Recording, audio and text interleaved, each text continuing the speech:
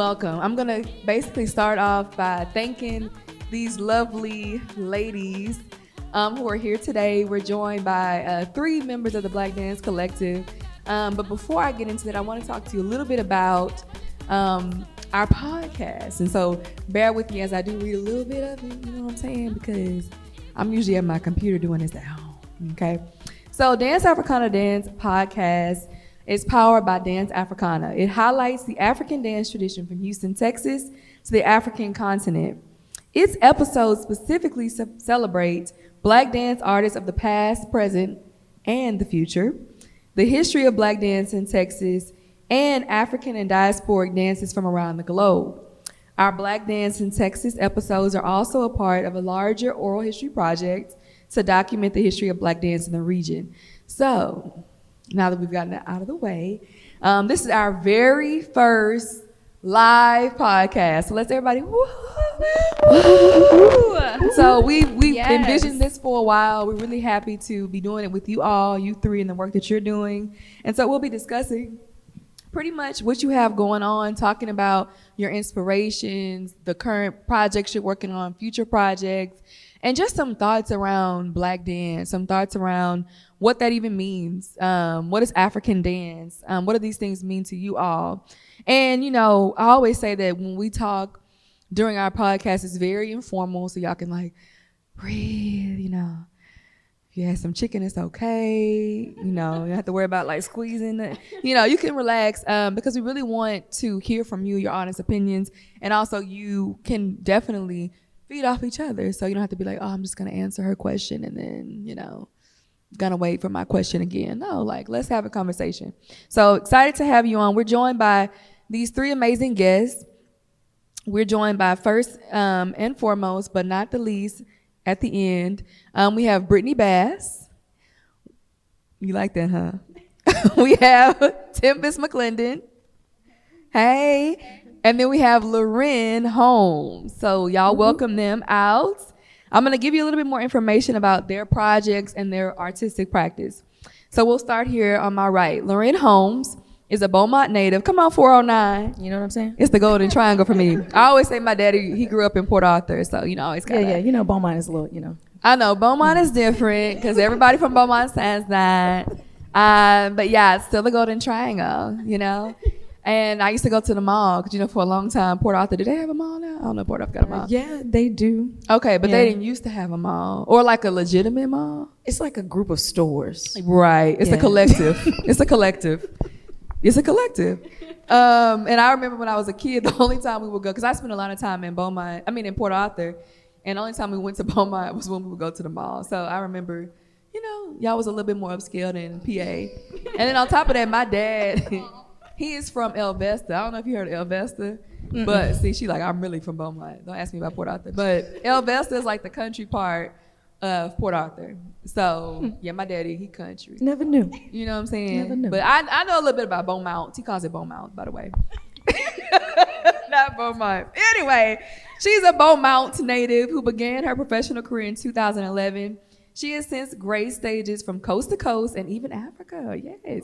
Okay, because baby, that's from being in the Black Angels Collective, touring alongside Grammy-nominated artists Toby and Wigway, to performing with companies like Sunkissed Dance Concepts. Okay, it's Concepts. Loren has made a name for herself as a dance artist. She has presented work in Mind the Gap, Houston Fringe Festival, woo woo, Barnstorm, and various other festivals. She was also an AIR artist in residence with Dance Stories Houston, and most recently, Loren has begun working on a film that she is creating and producing, a documentary called Mother May I, that will tap into the lives of Black and brown single mothers. Yes, give her a round of applause. Y'all can do better than that. We don't need a golf clap. Thank you. Next, we have Miss Brittany Nicole Bass. Actually, let me go back. We got Tempest right here in the middle, child. It was in order already. We have Tempest McLendon. They is a graduate of University of Houston. Go Cougs. I did attend that university as well. Did you go to U of H too? Oh, okay. I saw the little pause. I said, okay. With a BA in dance, double minor in technology leadership. Oh, and she's innovation smart. Management and studio arts. You gonna come through like that? Oh, I mean, Okay, and the tech. Okay. Yeah.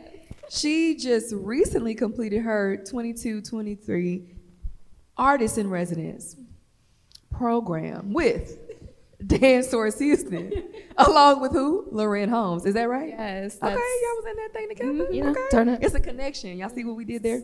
Improvisational work with Delusion, created during this residency, premiered during the June 2023 Barnstorm Dance Fest. Very recent. Tempest is the current co-chair of Houston Ballet's Inclusion, Diversity, Equity, and Access IDEA, essentially, committee, a member of the Advisory Leadership Alumni Group for Diversity and Inclusion with the UH Dance Department. Oh, better go through. Come through. Was a 2021 Dance Ambassador. Had to do the pop on that one. For Dance Source Houston, which is where we met, and company member for 6 Degrees Dance. Beginning her dance studies in 2017, she has since performed, choreographed, and taught in venues, studios such as Midtown Arts Center and Azilka Hall, Houston City Hall, Lyndall Finley Wortham Theater. She put the whole title, not just Wortham, okay? Discovery Green, Quintero Lab Theater, Miller Outdoor Theater, and Blatford Art Museum. Striving, this isn't all, striving, because we striving, for meaningful connection, equality, and positive change is an important part of her collaborative practices. Let's give her a round of applause. Thank you. Louder, please, louder.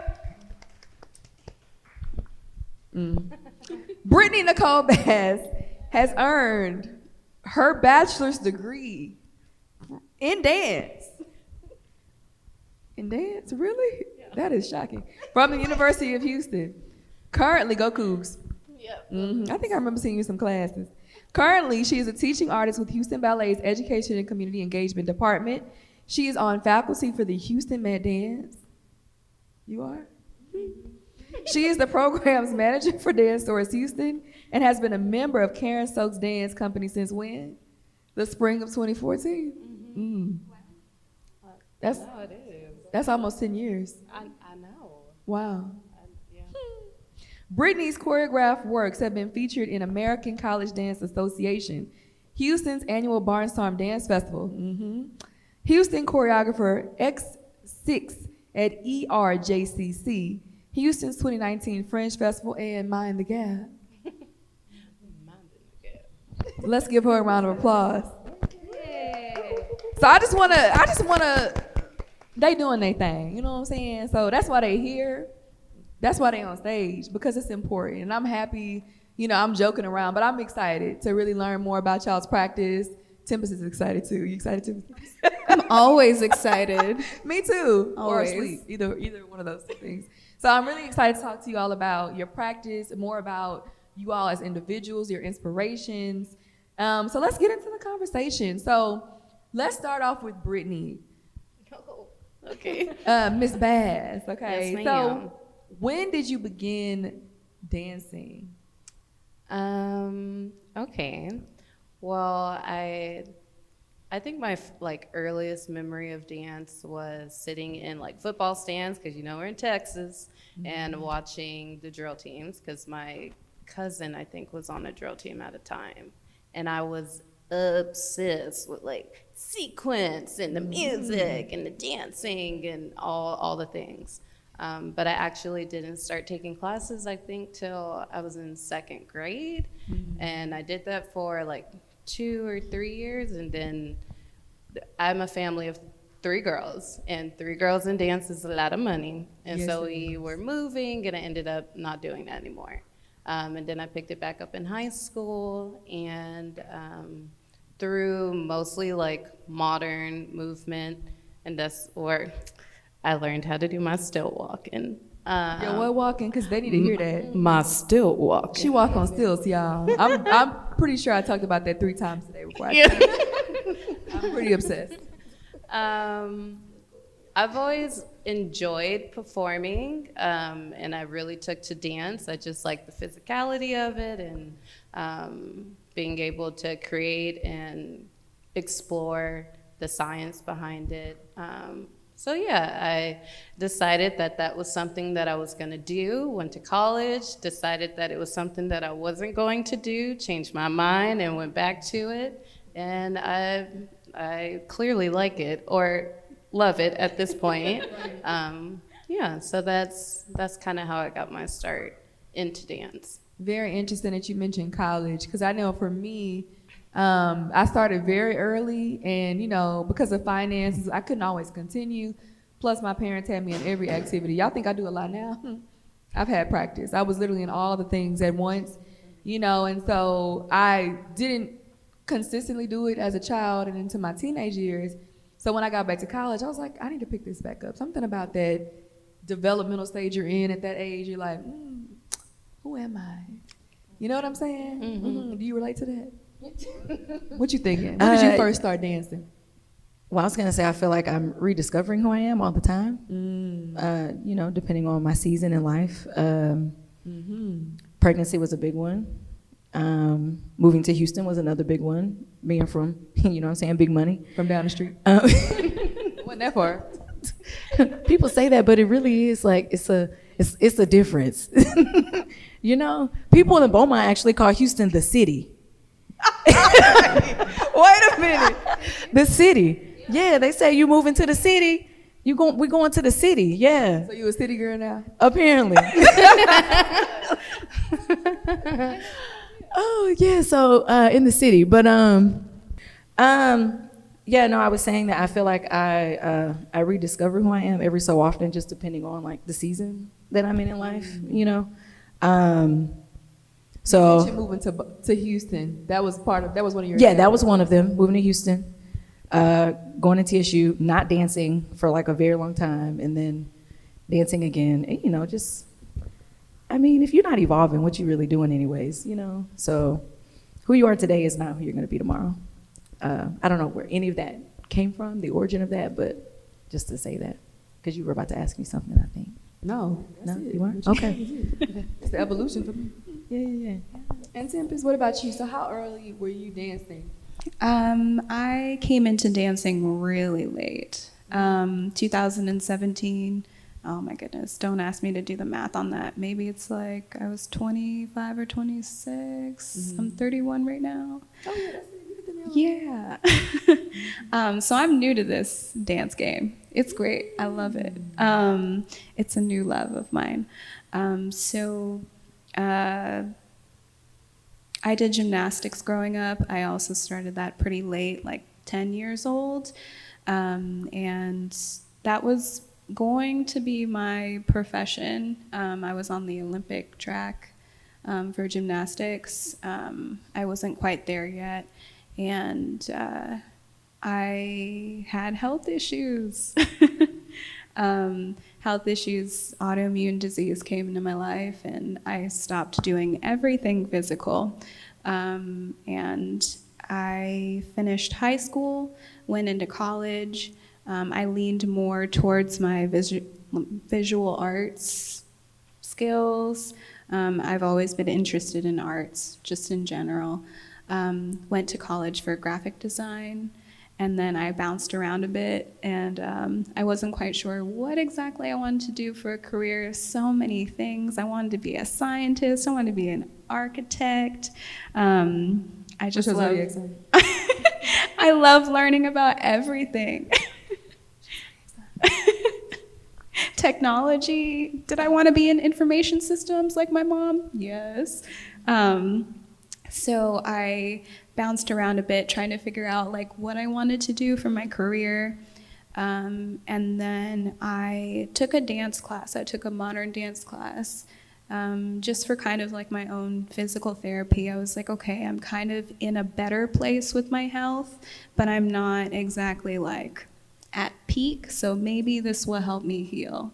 And I went into it, and I loved it. Ever since like the first class, I was like, I know that I'm gonna be doing this in some type of form forever.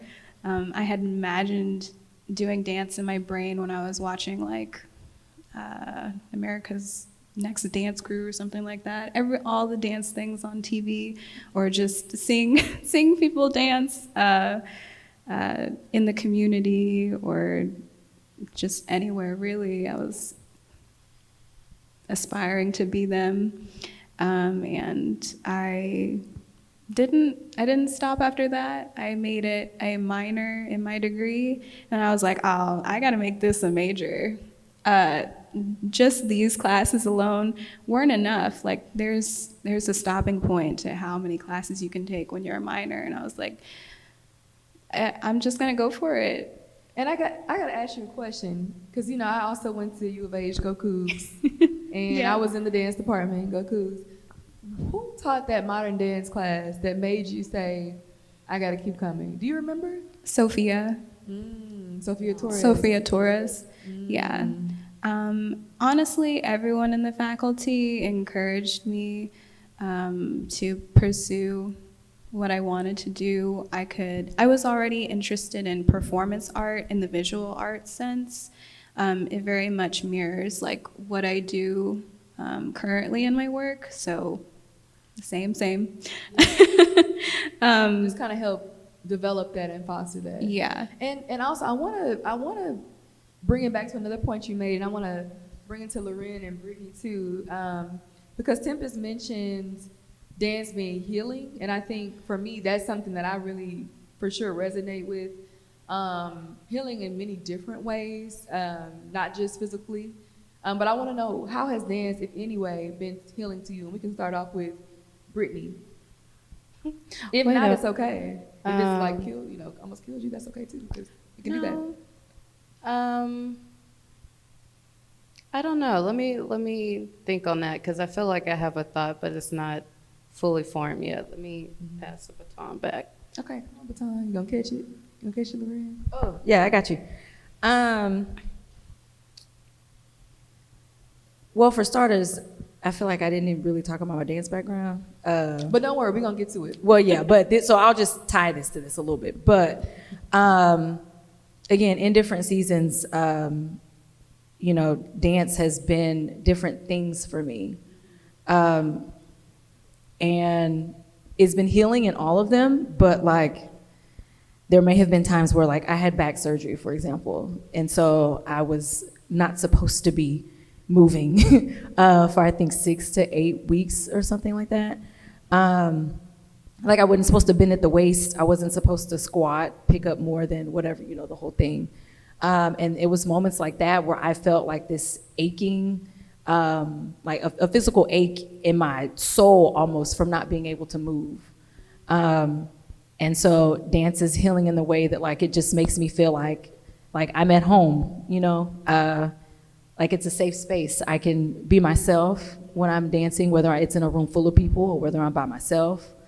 In the moments where, like when I got to college and I wasn't dancing, I was probably in the most depressed state of life. I can relate to that. Because dance just brings a light out of you that you don't, it's just like, it just brings a light out of you, and it feels good when you move, and when you're not moving for so long, you're trying to figure out, well, why are my days going like this? Well, it's like, well, when's the last time I danced? So that's why when I think of dance, I don't just think of like me performing and stuff, but I go out.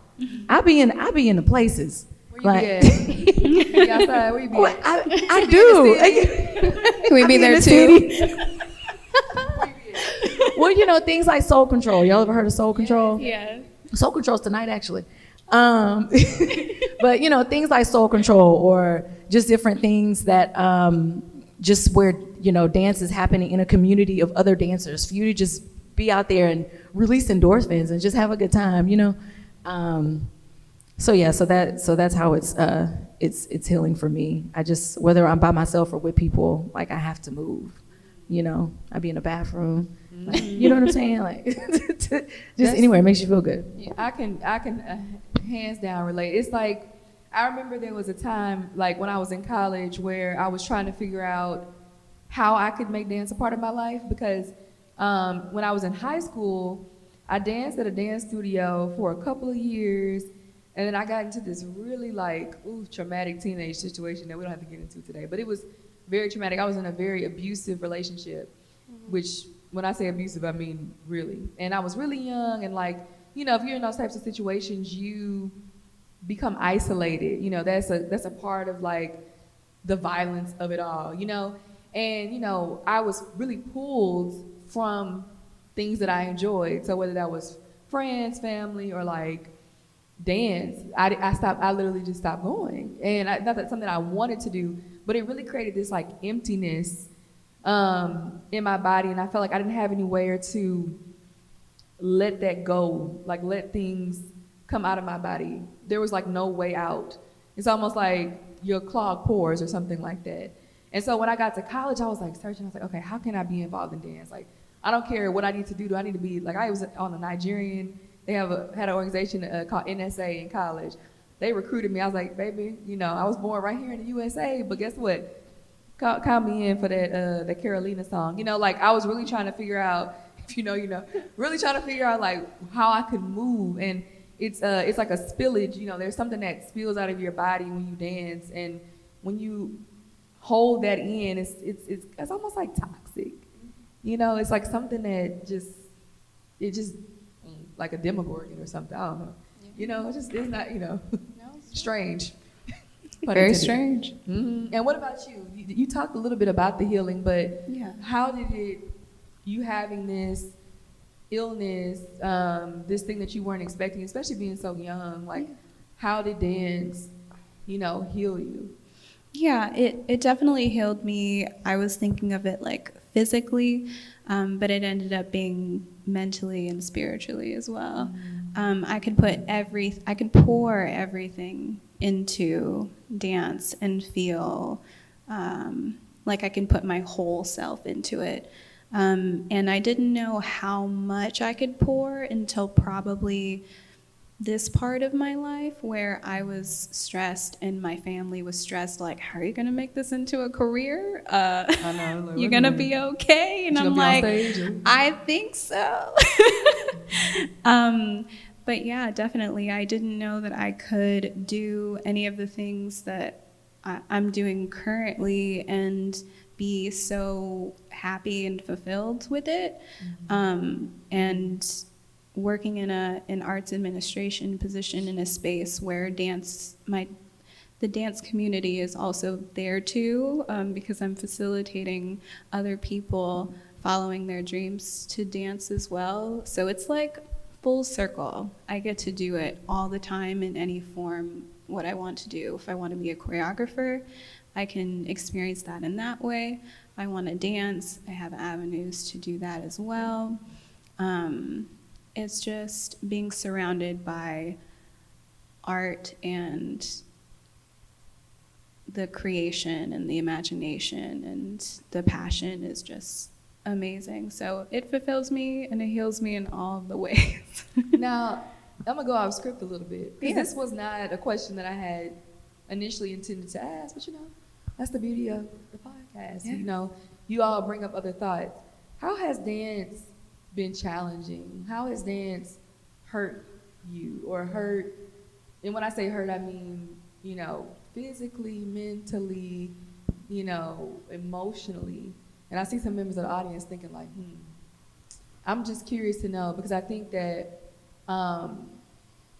dance is healing and can be healing, but you can also experience other things in the dance spectrum that I think we don't always talk about. So I'm curious to know if y'all have any things you want to share about that. I don't know, I'm getting a little vulnerable. I don't think we ever got this vulnerable in the podcast. I can go again, but first. Well, did anybody else want to step in? Oh, I'm thinking. Because I know you didn't talk about your feeling. Yeah, okay. I was thinking, for me, dance, because I lived in a household that was very strict. You did as was told. And it made me almost feel like I wasn't sure of my identity. And this obviously comes to play for me later in life, but dance to me made me feel like I had an identity. It gave me ownership of my body. I felt powerful and like confident because my body could do something. And I enjoyed that so much, but as I kept going, I realized how much it served me in other ways that people who do not move, like they just don't experience. So I'm really fortunate in the ways that it served me. There was a time during the pandemic, especially with everything going on, it made me kind of question, like, who am I? Why am I doing this? How is this still serving me? Do I even still like what I am doing? Like, why am I still doing this? And sometimes I feel like I don't know the answer, other than I know that it makes me feel powerful. It makes me feel like I have ownership of my body. It makes me feel like I know what I'm doing sometimes. I don't know. No, I think you do know. You shared. I'm figuring it out. Yeah, yeah. you like, you I know. hadn't, like, I've thought about it, but I haven't written it out, and I haven't like really said it out loud to. So that's why when you asked me, I was like, I'm not quite sure yet, like how, because I don't experience like that therapeutic moment in dance that a lot of people talk about. Like I can't relate. Like I'm not the same way. I enjoy dance and I love it, and sometimes I have like some feel good moments, but it's not the same for me in that sense. So.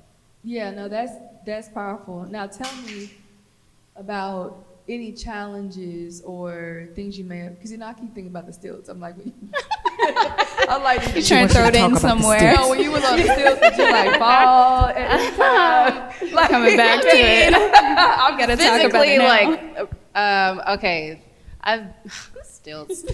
I'm like really into the Honestly, stilts. stilts are not that bad if you're not afraid of heights. It can become painful if you do it for a certain amount of time. Like, I think the longest thing I did was the Super Bowl, and we were out there for like 8 hours, like 4 hours, and then another 4 hours. Doing what? Just walking around and saying hello, because we were dressed up like little cowboys and cowgirls, because we're in Texas.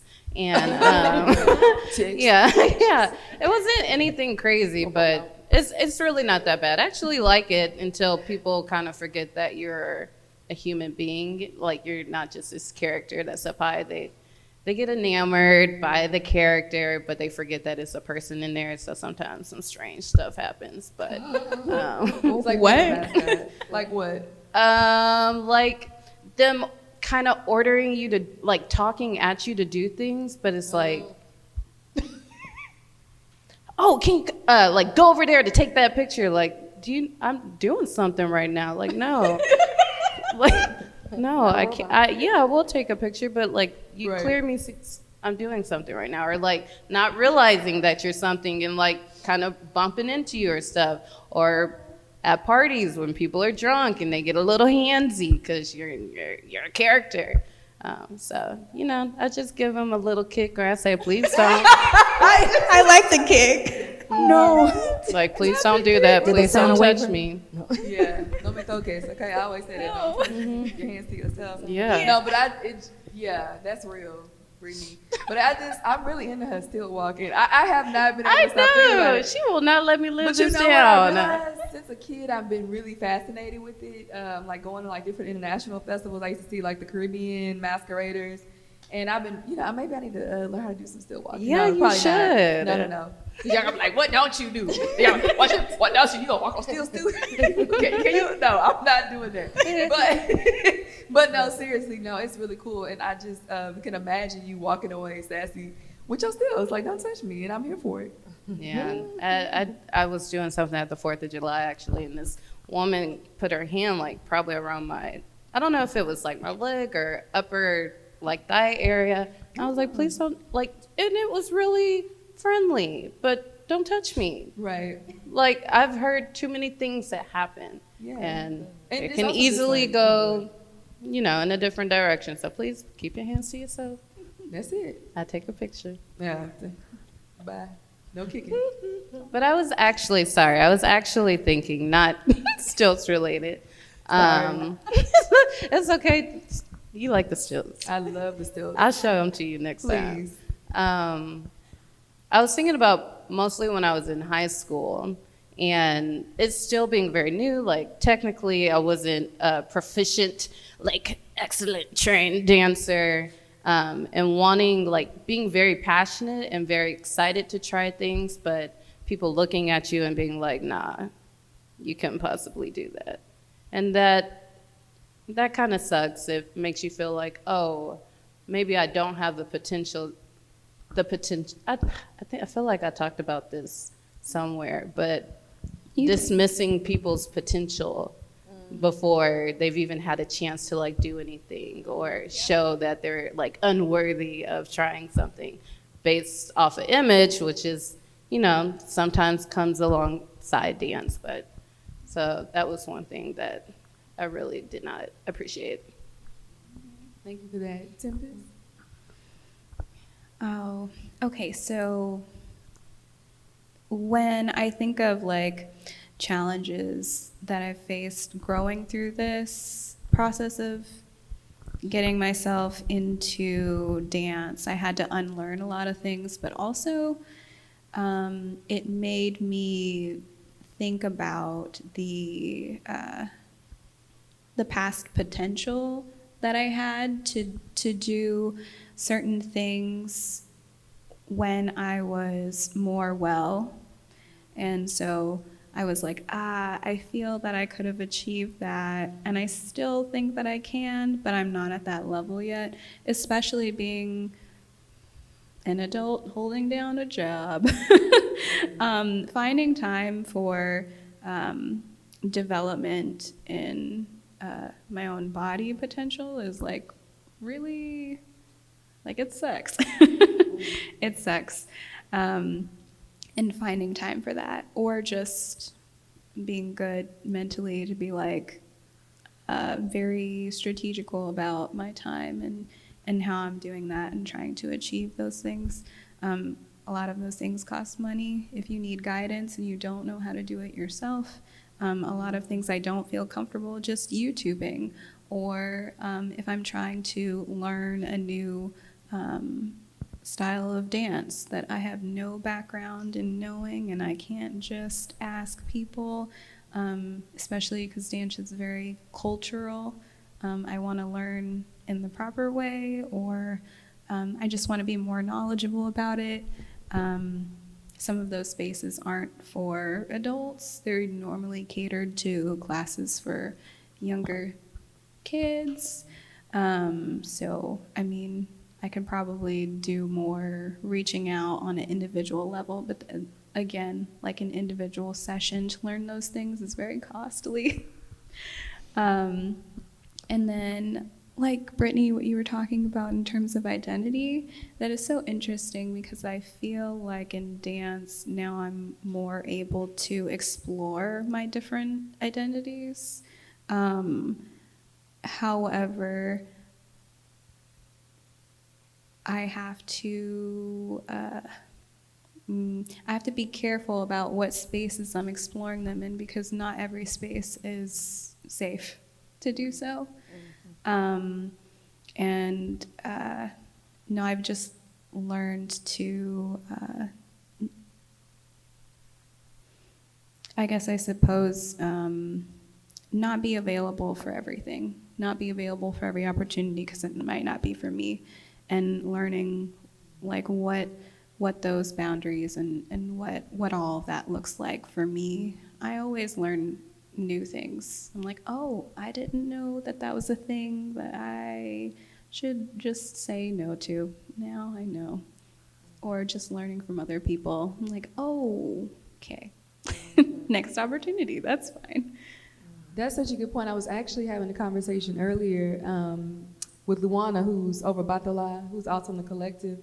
And she was mentioning the same thing. We were having a whole conversation about one thing I always say, like, with art in general, with life, like, we're all on our own journey, like, our own purpose. We're all walking that path. And I think sometimes as artists, we can feel like we're missing out on things, whether that's training that we maybe didn't get at a certain age, or a certain studio we didn't get to go to, or a certain audition we didn't get to make, or we didn't get accepted for, or, you know, we always, it's a lot of what we do is centered around being available for what other people are offering us. And sometimes if we're not on it, we miss it, or we feel like we're missing it. And so something that I remind myself of, there are no opportunities lost, because, you know, everything is happening for a reason on a particular journey that we're on, you know. So it's, if we think of our journeys as if we're missing out on everything, then we won't really appreciate opportunities that we should have missed. Maybe they weren't the spaces for us. Yes. You know what I'm saying? Because I know I've been there. I'm like, ooh, this. Yes. I fought tooth and nail to get here, and I really don't want to be here now. You know, but just being very intentional, I think, about that, and very aware of that now is important for me as an artist. Just, you know, like, it's cool. We're going to do what we need to do. And what about you? Miss Loren from Beaumont? That's so funny. So for myself, I will say that it was pregnancy. I felt like my body betrayed me in such a way, because for one, I didn't want to be pregnant, if I could just keep it a book. I didn't want to be pregnant.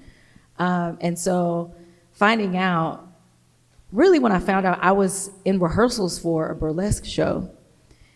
And so I do a lot of kind of dancing. And so I had a partner, and I wanted to keep it a secret. I didn't want people to know I was pregnant yet. I might have been, maybe like 3 months or something. And I didn't want people to know still, but I had a partner routine that I was doing, and I was like, hey, partner, you know, just be mindful of how you treat my body, because there's a growing person in here. But even in that, I just was like, God, like I'm already having to make these adjustments and like, you know. And so I've also performed in the Motown and More show. And I went to those auditions knowing I was pregnant. Nobody knew. But I went to the auditions because somewhere in my mind, I was like, I could do the show. I'll only be 5 months. Nobody told me what I was going to look like in 5 months. Only 5 months. Nobody told me what I was going to look like. And so I go to the audition. I went to these auditions. I made it. Right?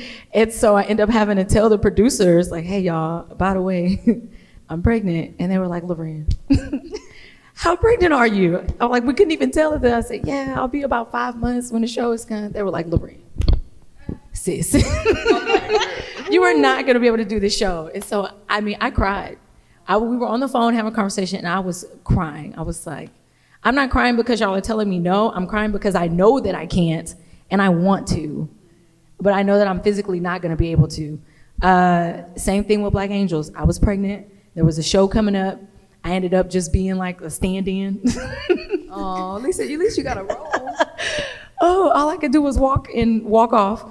And so, you know, as time went by and as I physically was just not able to do all the things that my body could do, I would be so sad, you know. And at some point I was like, okay, well, you're pregnant, so the baby's coming. Let's start to like be joyous about it. Right. That's for a different podcast. But that was loud. But yeah, so it was pregnancy, man. And then even after having the baby, and just thinking, I went to some auditions after, probably like 6 to something weeks after. I went to some auditions, jumping around, you know, it's just like, it's fine, everything's fine. Get home, woke up that next morning, felt like I was having another baby. Like, that's how much pain I was in. And I was like, yeah, you started too soon.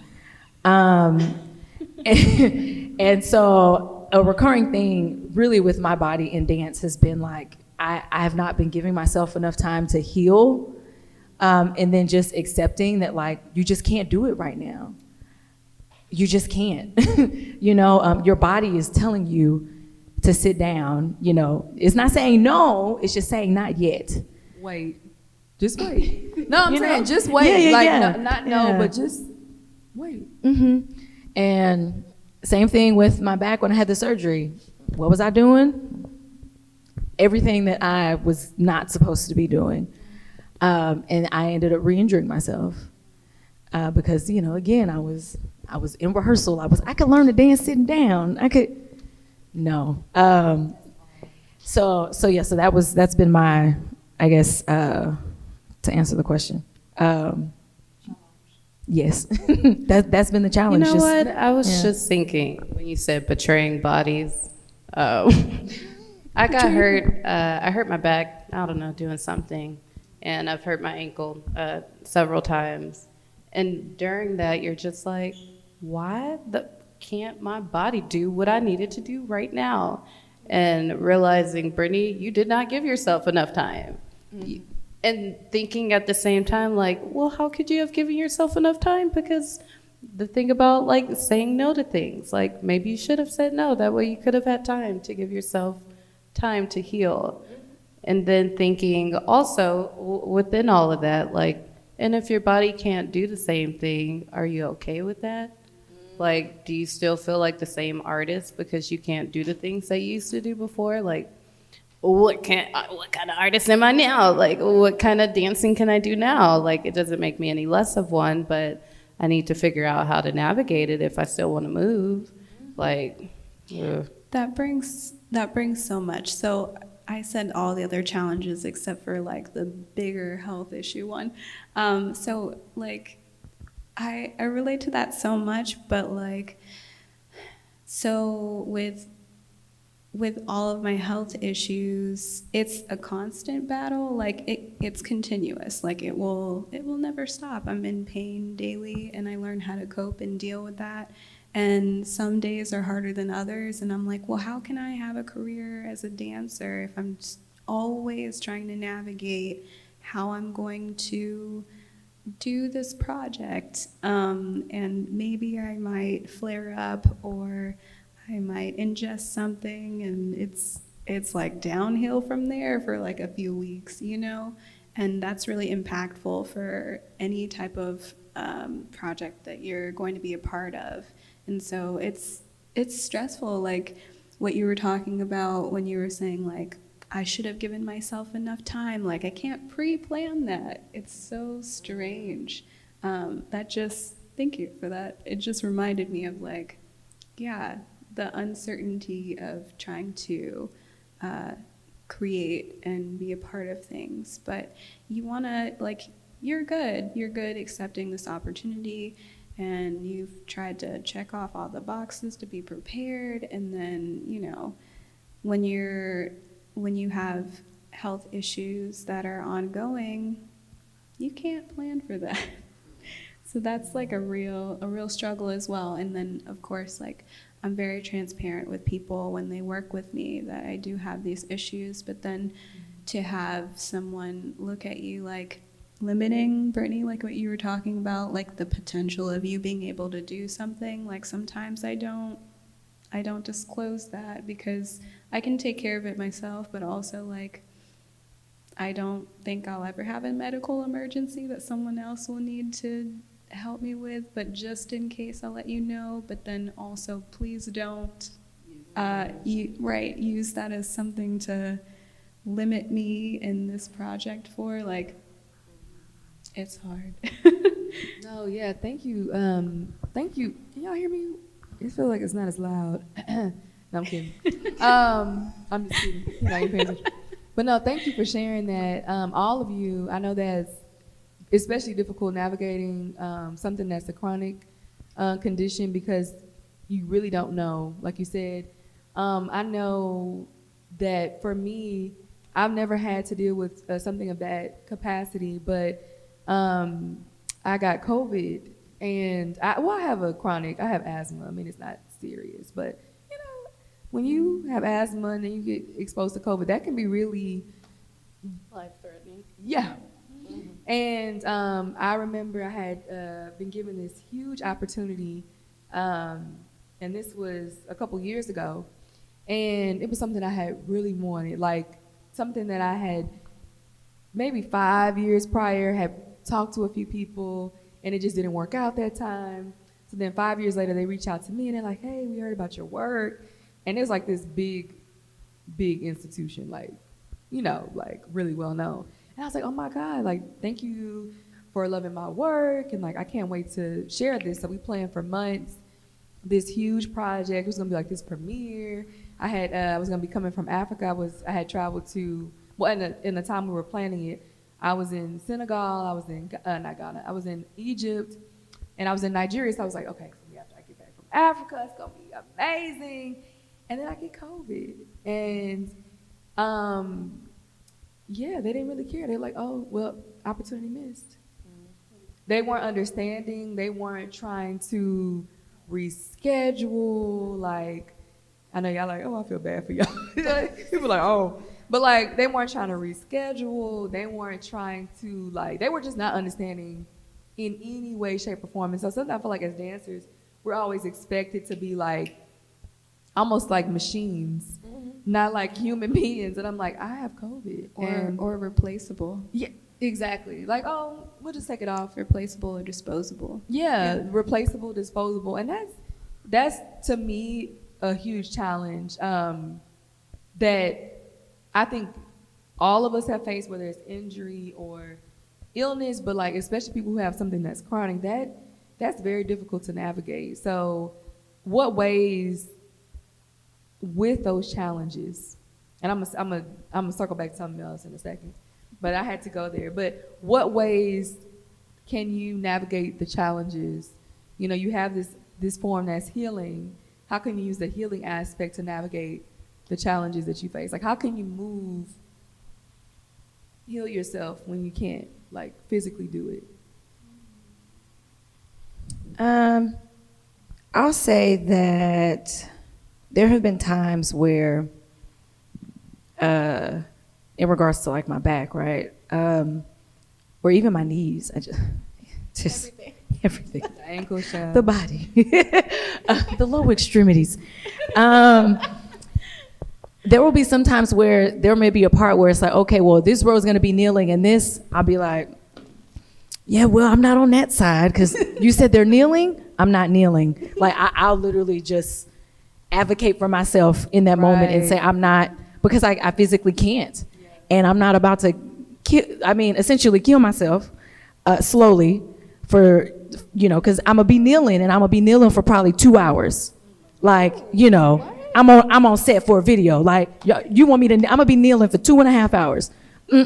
Go ahead, Loren. Yes, can we have you over here in the sitting section on her bottom? Yes, that is me. I'll sit. That's something I can do. So, just at this point, just knowing my limitations and knowing, like, I will say no in a rehearsal. I will say no on set. I'm going to say no. Like, if I know that I'm going to go home and be hurting for the next whatever, like, I like to tell people, like, I have nothing left to prove.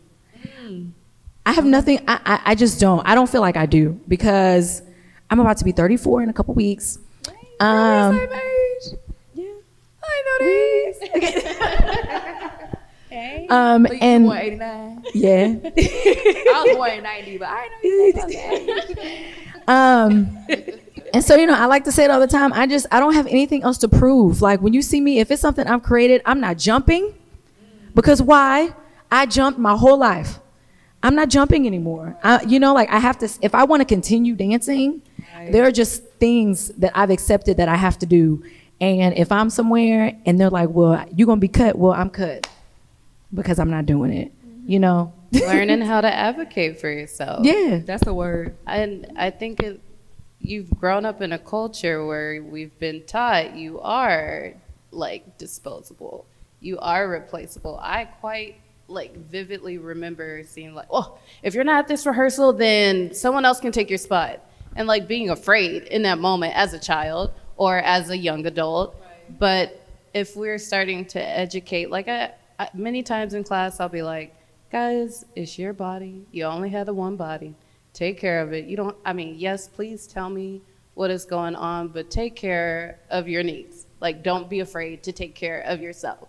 If we are educating people younger and creating a culture that is, like, understanding of what we're wanting, then hopefully, education is the cure-all. But hopefully we're creating a culture that embraces that.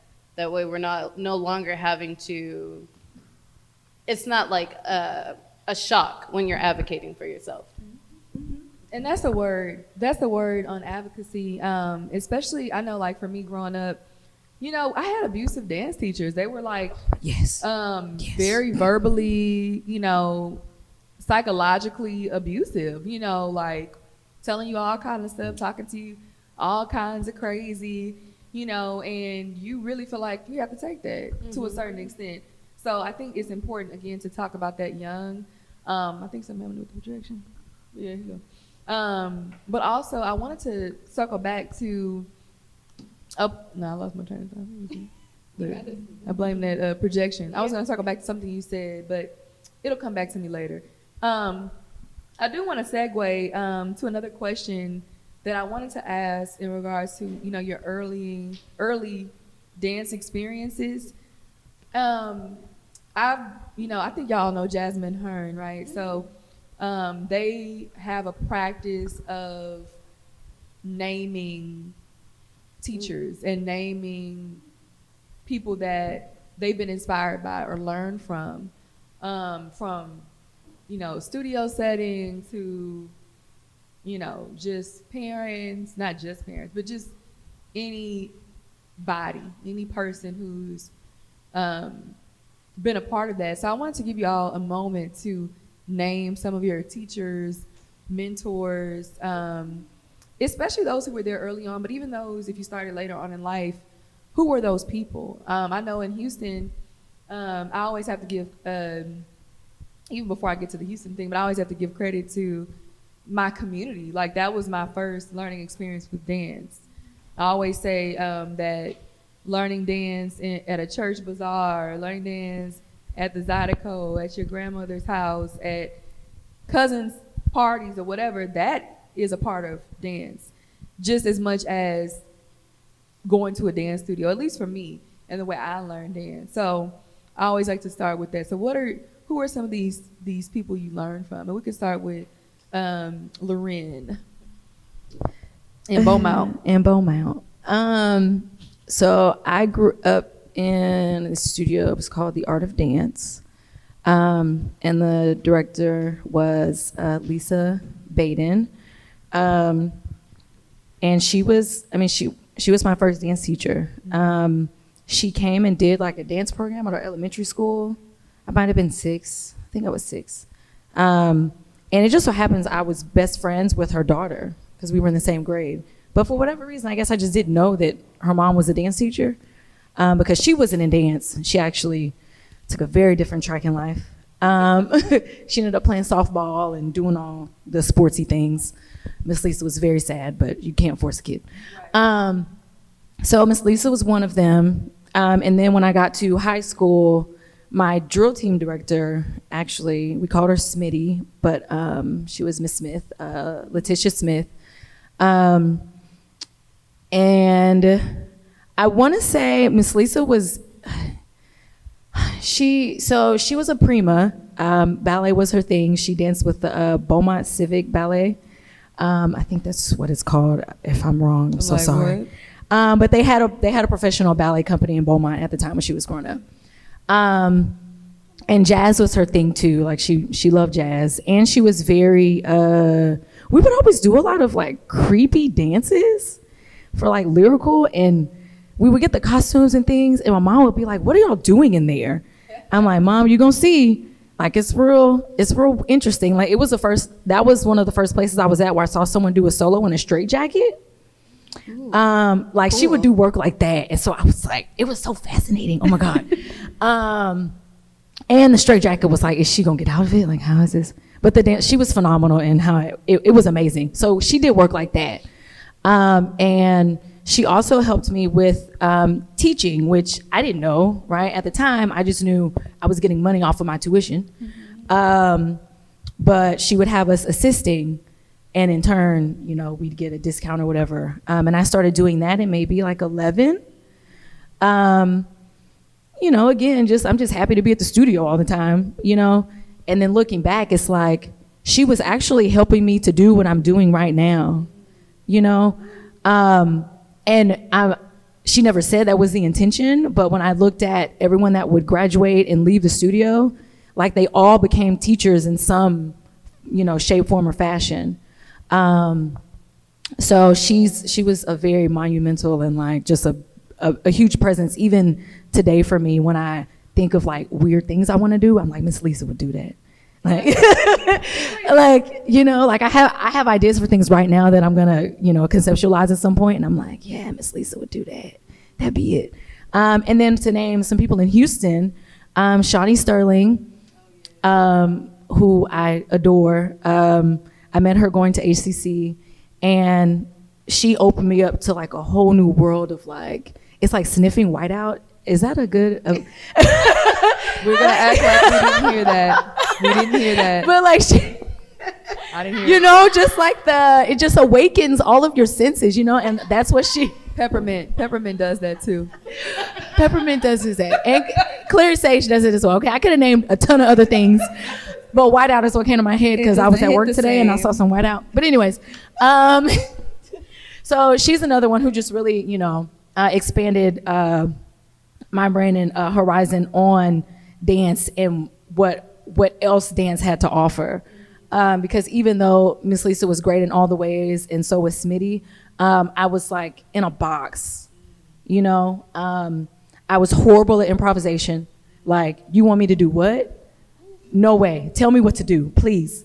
And so through Shawnee, I met Chris Thomas. And Chris is very much so, he's like in his own like plane of like life. And he would force us in rehearsal to freestyle because, you know, he comes from the street dance community and they do that. You know, they just be dancing. And it's so beautiful. But it was very intimidating for me. So he's another one who, and to this day, like, I mean, he's like my brother at this point. Brother, mentor, you know, I can bounce things off of him. Someone else is Harrison Guy, who I met around the same time I met Chris. And I remember being in it was a rehearsal or a class or something, and he was like, "You danced."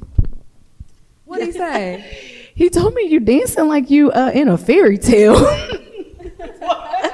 It was something to that effect, and I would never forget it. And it was in that moment I said, "Oh man, I have to do better." Like, you know. So I kid you not. It was something to that. It was something to that degree. But basically saying like, think outside of what like you've been taught. Like you're dancing like a little ballerina in the little box right now, you know. And so it was in that moment. It was like, okay, he's right. And partnered with that, and then Chris and then Shawnee, I was like, ooh, this is okay. Okay, you know, like a good pot of gumbo. Yeah, it was a great pot of gumbo, you know. So those are my people. That's powerful. Thank you. And they're like all amazing. So definitely shout out to Miss Lisa too. Mm-hmm. And what about you, Tempest? Oh, this is not my strong suit. I'm terrible with names, so forgive me. I saw she was researching. I had to break out my phone so that I could remember everybody. This is part of the.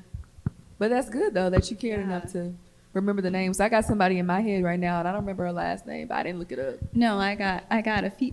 Okay, come on. I at least have to shout out everybody, or most of everyone in the U of H faculty, because that's where I started out. I didn't start out in studios or anything. So I mean, Tony Valle, I danced for her in 6 Degrees. Karen Stokes, Teresa Chapman, Becky Valls, Sophia Torres. I'm trying to go down all my list. Tracy Jackson. Okay, so I only had one class with her, but she opened me up to African dance, which is what I'd always been wanting to learn.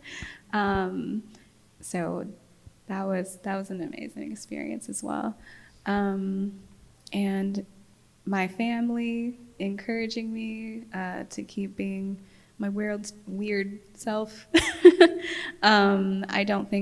I think the way that I got into dance was definitely the way it was supposed to, because I definitely didn't feel limited except for probably in my own self of what I could explore. And just artistically, like, my brain is just wild. If I could fly and dance, that would be great, but gravity. But those are the people specifically I can name. And then I had a gymnastics coach that I will probably always credit like my just growth physically, and also being so sure in my identity. Like, she was very much a part of that process. I don't know her last name because I was a kid and I wasn't paying attention to last names, but her first name is Ala, an amazing, wonderful human being. I hope that her and her husband are still well. But I think those are all the people, and also just the community, dance community here in Houston and then in other places that I've been in contact with. I'm always learning and growing from everyone, so I always have to contribute to that as well. Now I got some heavy hitters. Thank you, Tempest. Yeah, thank you. Brittany Bass. Okay, I was much like you. My family was my first teachers, or we taught each other, or we made up stuff. You know how that goes. The first teachers that I had in a studio capacity, Delise Teamer. I will never forget her. We did Royal Academy of Dance. I know Miss Teamer. She was this little old English woman. Anyways, her and Miss Anna, who was just the sweetest teacher that I've ever known. Like, just so kind, very patient. So that's kind of like where I first started dancing. And then when I went to high school, Sarita Salinas, that's where I learned my crazy stilt walking, amongst other, circus training things. And all of my intro to dance, really. I would be mistaken if I didn't say my best friend.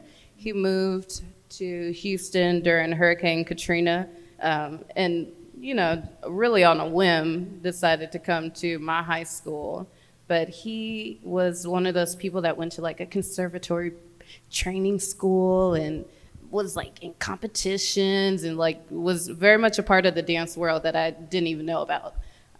So whenever he introduced himself to our dance community, it pretty much changed like the culture of our dance community at my high school.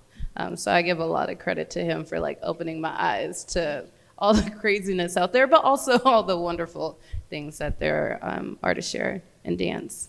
And I've had a slew of teachers at U of H and at Texas Women's, because I was at Texas Women's for a hot minute, and then I came back home.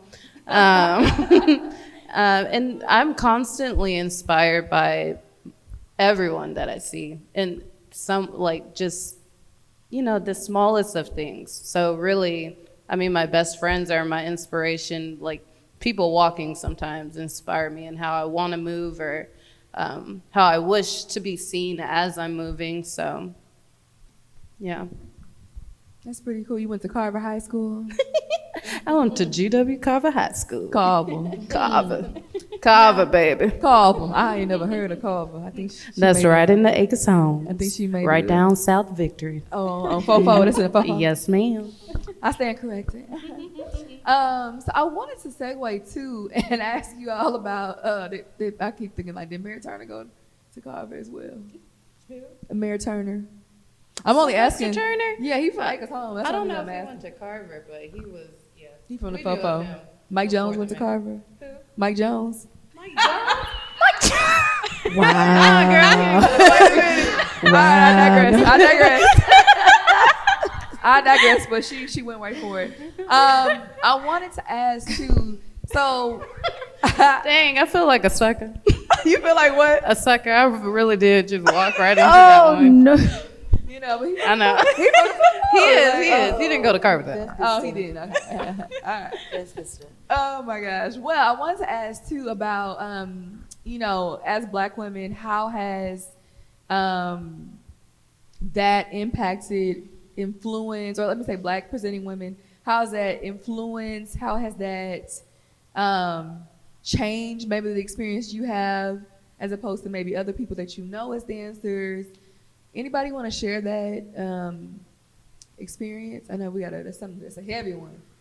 Oh, Tempest was like, I'm ready. Yeah, No, Tempest. it's really heavy. We recently had like me and Brittany recently had a like Just a moment at the Dance USA conference. It was a session for Black women, and I've also never been in a room with so many Black women of like so many different positions, in leadership positions, in dance, and just it was beautiful.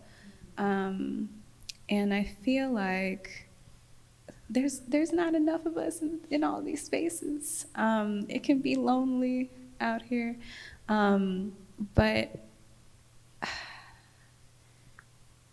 within like my identity as a dancer and choreographer and arts administrator, it can be you have to navigate. You really do have to navigate carefully. And like we navigate just in general in life, that we have to be careful. It's just, I don't know, Brittany, can you help me on that? This is a very good question. Yeah, this is a complex question because it also depends on where you are, you know, like what's happening, who's in the room, who's not in the room, right? I will say that we're not in the room enough. I don't know. If I have the desire to be in the room. Yeah. I got a couple of answers to this question, I feel like. One, I'm used to being like one of only or one of a few in a room, even though it's not a lack of people like us doing what we're doing. I just sometimes, I've been so used to being in a certain atmosphere, in a certain crowd, or being the minority, that I feel like I have not successfully put myself in a place to be amongst everyone that looks like me. Because it's not like, and that's what I think I was trying to get at Dance USA. I was so embarrassed.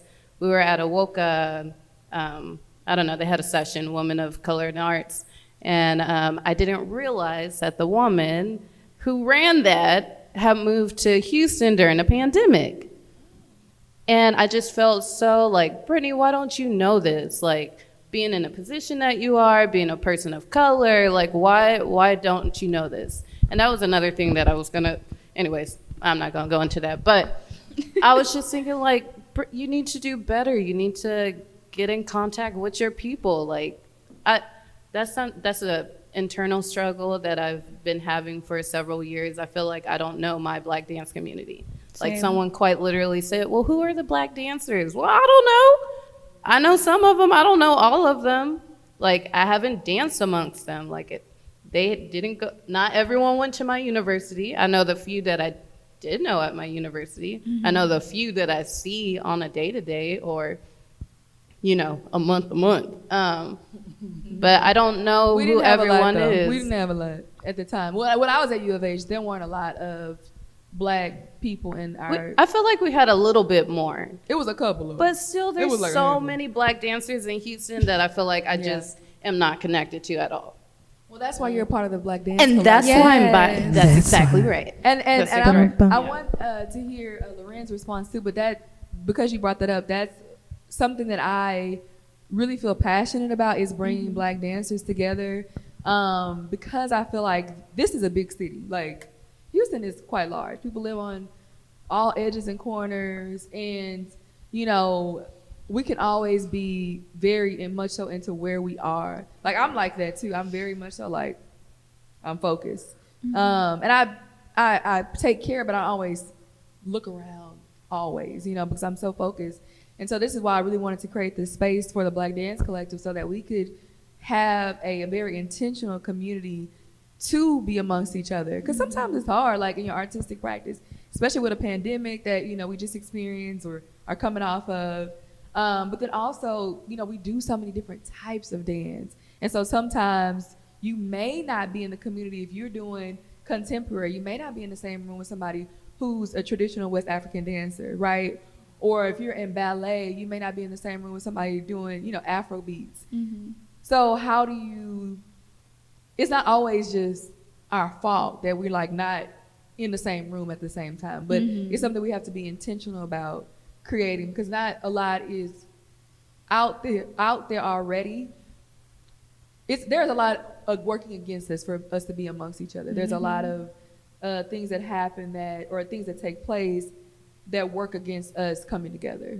Yeah. Whether that's on purpose or not, there are some interruptions, there's some obstacles, so I think that's important that you had that experience at Dance USA, and I want more of that.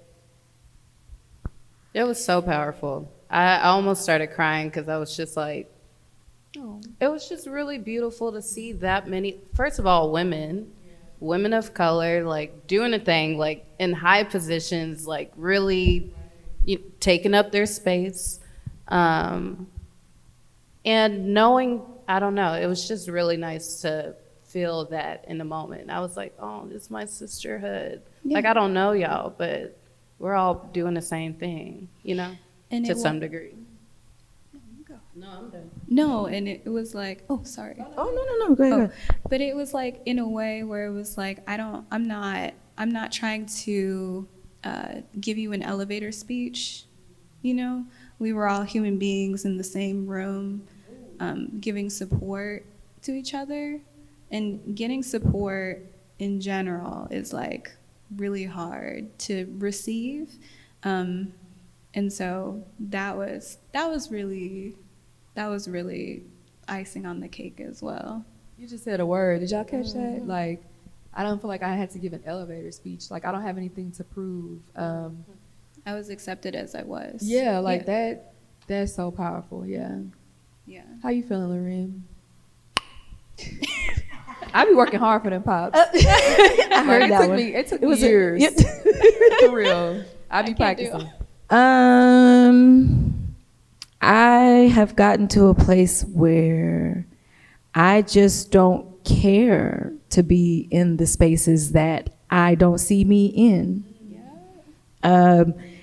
And it's because growing up, a lot of the schools that I went to were predominantly white. And so to give you numbers, I guess, my drill team had 75 girls on it. 4 of them were black. My sophomore year. And so same thing, in the studio, so I've spent so much time in their spaces, that I don't care to be in them. And then 2, creating my own spaces. Say it again. Because that's what I was thinking. Come on. Creating my own spaces. Stand up. You gotta stand up with them. Well, because the shoes. It's your knees. You like the knee. It's the knees. I love it. But, and then to speak to being a black woman. So I can remember someone who I look up to, and I'm not going to say their name because this will be live, but her basically saying that, like, yes, I get that you get all this advice and stuff from these people in dance who have done things and they're very, acclimated to the everything and all that, but they're men. And dance is low key. I mean, it's kind of male dominated, right? So she was like, remember, you're a black woman. I know that they are black men, but you're a black woman. And so, and so that was really like, okay, you're right. They look out for each other. We need to also look out for each other. Yeah. Because I'm like, and I think there's, it's important for us to take up space, whether that's in our own space, whether that's, in a black space, a white space, a non, either of the 2 space, those 2 spaces, because we do have a special way of seeing the world. And, it's not just one way. I mean, we are very diverse as black women, but there's a certain approach or different approaches and perspectives that we bring to whatever we're doing. And I know for me, my goal, to be honest, I really just want to work with black women. Like, I always say that. Now, if I have to work with other people, if there's a necessity, or if there is important purpose that we have together, and you're not a black woman, of course. But that is like my go-to. That is my preference, because I want to see us together. I want to see us making the things happen. When a lot of times we have been left out of so many. We've been the bodies maybe, but not necessarily the heads. You know what I'm saying? And I'm like, nah, baby. I'm body and head and booty too.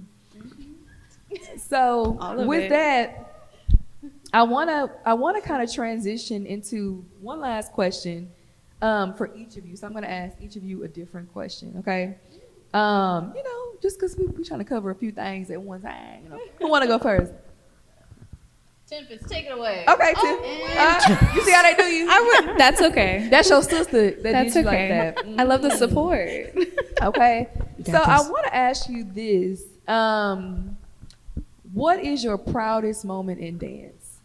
Oh, Y'all like, I wish I would have gone first. wow.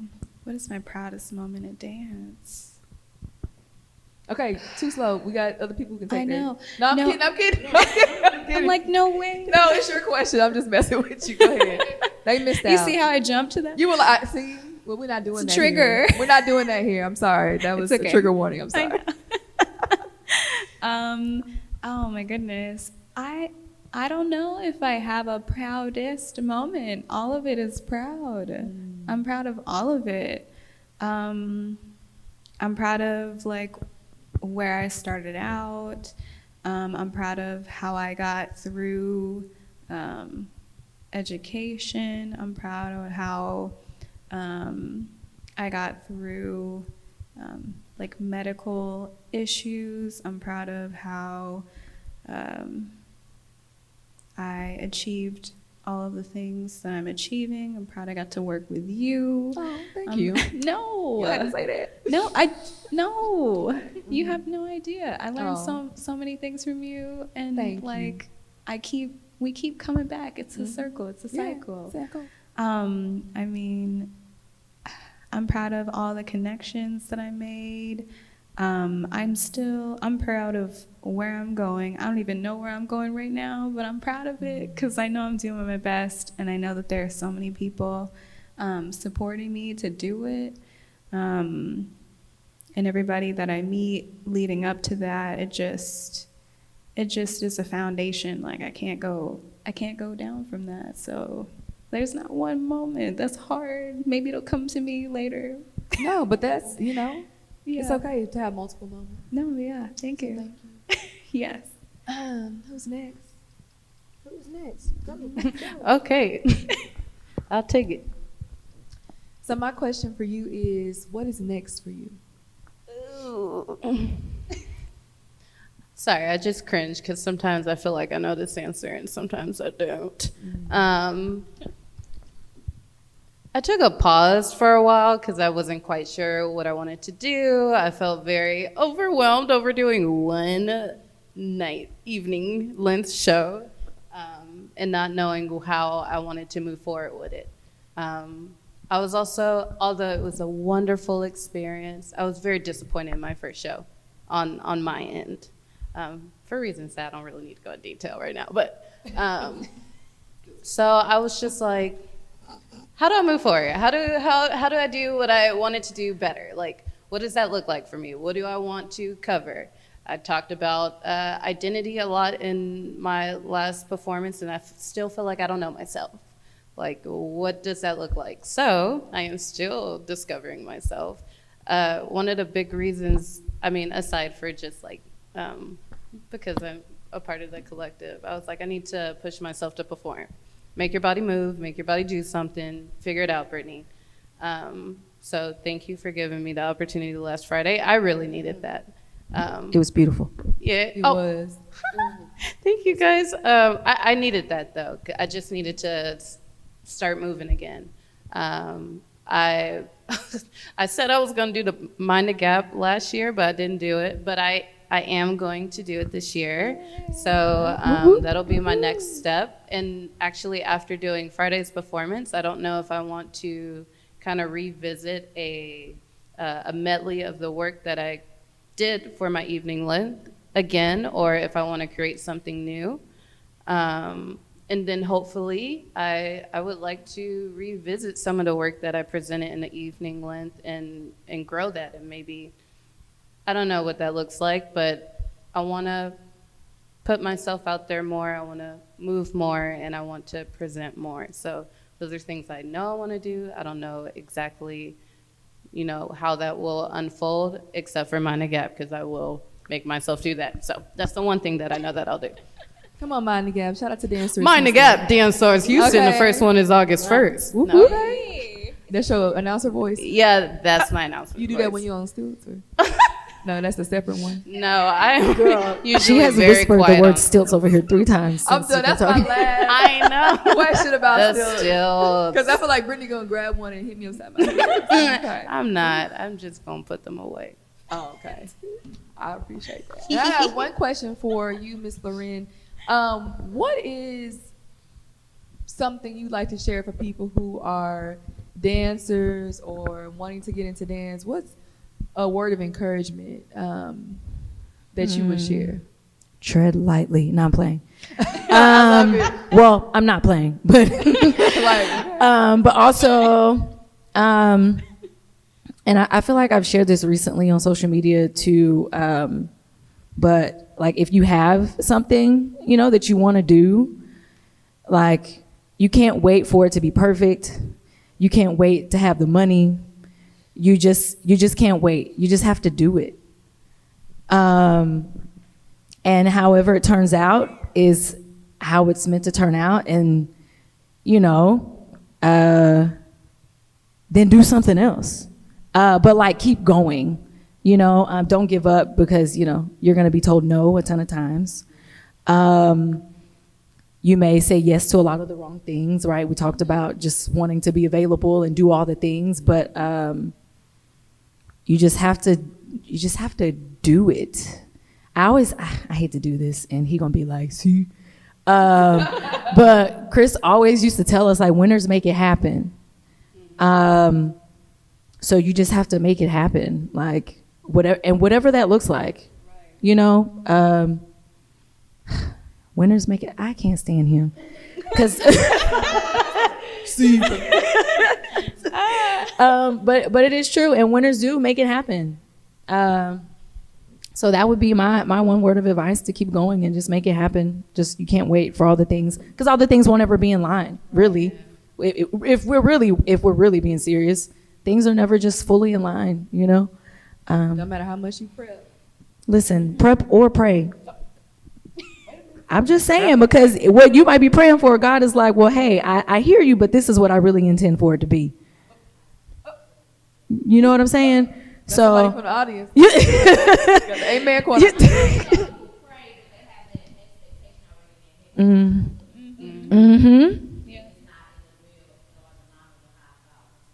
Yep. Amen. So yeah. Sister LaKendra, she I'm closed like, it good for me. Yeah. Can I add on to that too? No. And it's not too late, Miss Lindsay, ever to start. I only say that because I've been teaching this Intro to Modern class at the Met, and I've been so inspired by like this older community coming to take class, like 60s, 70s, and like, it's not too late. If you can move, get it moving. Yep. It's never too late. Y'all hear that? No, I keep thinking like, oh, I've missed, like we're saying, we missed all the opportunities. I started too late. I didn't do the thing. But like, is it really? No, because you still living, right? Yeah. Right, like, just do it.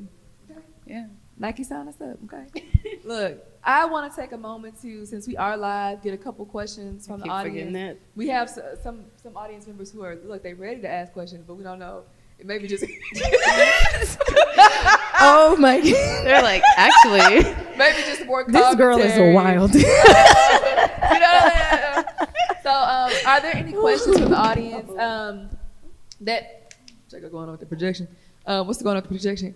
Any questions from the audience that you all would, like to pose to any or all of our? I'll repeat that. Any or all of our lovely guests.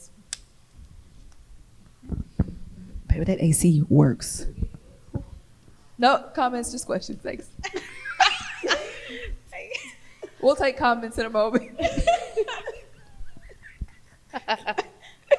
Any questions? Okay. I got a question and then maybe like a creative thought. No, just questions. No, I'm kidding. Go ahead. First, love your dress, very regal. Thank you. Oh, my. Thank you. Tempest dress. Oh. It's beautiful. So you might have answered this already at the beginning, but something that I'm going to take from the last residency and I'm going to put it in here. One of the concepts that they, hi, my name is Aaron, I work for Fresh Arts. One of the concepts that they touched on was degrees of separation from salsa, because their residency was around salsa. So I want to ask, what are your degrees of separation from Lindsay or Dance Africana, or how did y'all come to meet Lindsay and or Dance Africana? Oh, that's cute. I like That's a that. good I love it. I like that question. I don't even remember where I met you. Oh my God, I really don't. Maybe it was U of H. I don't know, actually. I definitely feel like I've seen you in a dance class at U of H. You know what I think? I think it was my past life, when we were butterflies. It was at one of those church bazaars. We were butterflies. Like, no. I think it was U of H. Okay. And then Dance Source, Houston. Yeah. But then how did we meet there? I don't remember I don't remember a first meeting at all. It's like I already knew her. No, but for real. Like, Existed. Church bazaar, I believe it probably was. for real. No, you know 'Cause what? we Didn't you used say to- you went to St. Mary's? Yeah. Okay. So apparently we were in the same community without like, knowing it. Know each other. Mhm. But, we cross paths again. Because go ahead. I'm sitting there trying to think. Like, I'm trying to think. I'm like, when did I? So I feel like I went through like you do?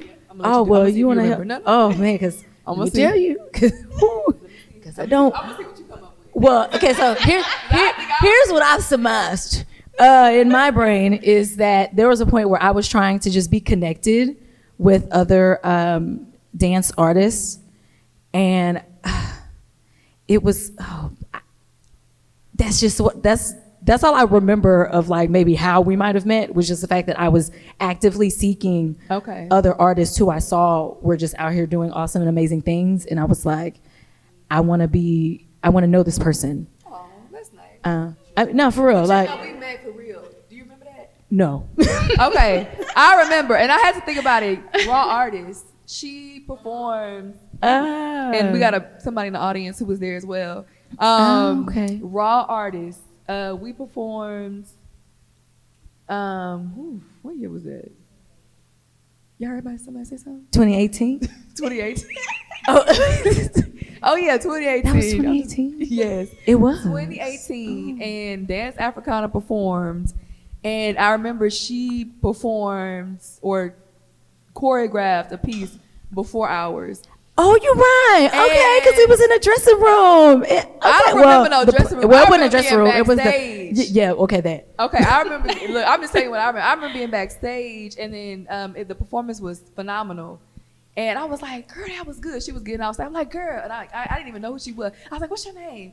And she was like, Loren. No, I'm gonna repeat. I know that ain't your name, but I'm gonna just say from what I heard. She's like, Loren. I was like, oh, hey, good job, Loren. She's like, it's Loren. And I remember that. I was like, okay, girl, Loren, good job. I remember it now. So that's where it was. But we didn't really. It was like so brief, but I remember that. So you probably don't remember that, but Y'all have great memories. My I memory is remember shot. that. You talking about something else? Like you made that up. The other story. No, well, Girl, it was our artist. Well, yes, that. But then also, like I said, I was actively like seeking people who were just out here being awesome and in a better place than I feel like I was. Oh. So, yeah. Well, look, when I saw you, you was in a good place. We was in the same. We was in the same place, like at the same showcase, and it was. I remember being like, oh, that was really good, because you be like, who really gonna be on stage? Yeah, you be you don't know. Is it gonna be yeah. like dance? Is it gonna be like DJing? We don't know with raw artists because it's a whole bunch of different artists. And I was like, oh, they like, hey, what's dance? I'm gonna have to write that down so I don't forget. Yes, I know somebody in the audience remember that. Let me shut up. That's why I got a podcast. No, we met through Dance Force Houston Ambassador program. It was beautiful. It was, and we were virtual. We never met in person until a few weeks ago. Yep, just a few weeks ago. No, so serious. Yeah. Because it was the pandemic, so everything was virtual. Y'all just met a few weeks ago in person? Yeah. Absolutely. Wow. That was Yeah. during Barnstorm. Mm-hmm. Oh my God, that's crazy. And I was like, Yeah. yes. Yeah. But we saw a lot of each other online, so I was I like, know. okay. But it was just like, yeah, it was nice. I know. I gave her a big hug. I know. Oh my goodness. It's amazing. It's It like was. full circle. It was definitely full. And it's been, I think that program was 2021. It's been So years. Like 2 years, yeah. Shout out to the pandemic. Right. I know. One time for the one time. I mean, at least we were able to stay connected. Yeah. Yeah. My second question is less of a question and more of a statement, so if you don't have a response, that's fine. Yeah. Okay. So my background is in visual arts, and so most of the time when people think of visual arts, you only see the final product. And like I would say in the last like 50 years, especially with the technology and stuff, you get to see artists' process of getting to the final product. So, but as a performing artist, you often get to see the duration of the final product. So I wanted to get your insights on process versus final product. And I was going to ask about practice, so this is a good question. Whoever wants to take it away. Did you want that from me too? Cause, Yay. ooh, I'm going to go last. Wait, what was the question? I'm like, You decided so order. process versus final products. I'm really big on process. I consider myself to be a conceptual artist. I call myself a conceptual diaspora artist because the work I do is connected to the continent and throughout the diaspora. And so when I say conceptual, I'm really thinking about not always the end goal, but also that the process. Like, I mean, we all have to have a process, right? But I focus a lot on that. And a lot of that is based on research for me. So, you know, for example, when I premiered my first like evening length work, that was, shout out to DanceSource, who was connecting a lot of these guys, DanceSource Houston. But when I was an artist in residence for DanceSource Houston in 2018, I think, or 2017 or 2018. But either way, I presented my first work called Elegua, and I didn't really know like what that was gonna be. But I had done all this traveling. I had been to Cuba, I had been to Brazil, and I was in Peru and like Colombia, and I was like traveling like this Afro-Latin, you know, throughout this Afro-Latin experience.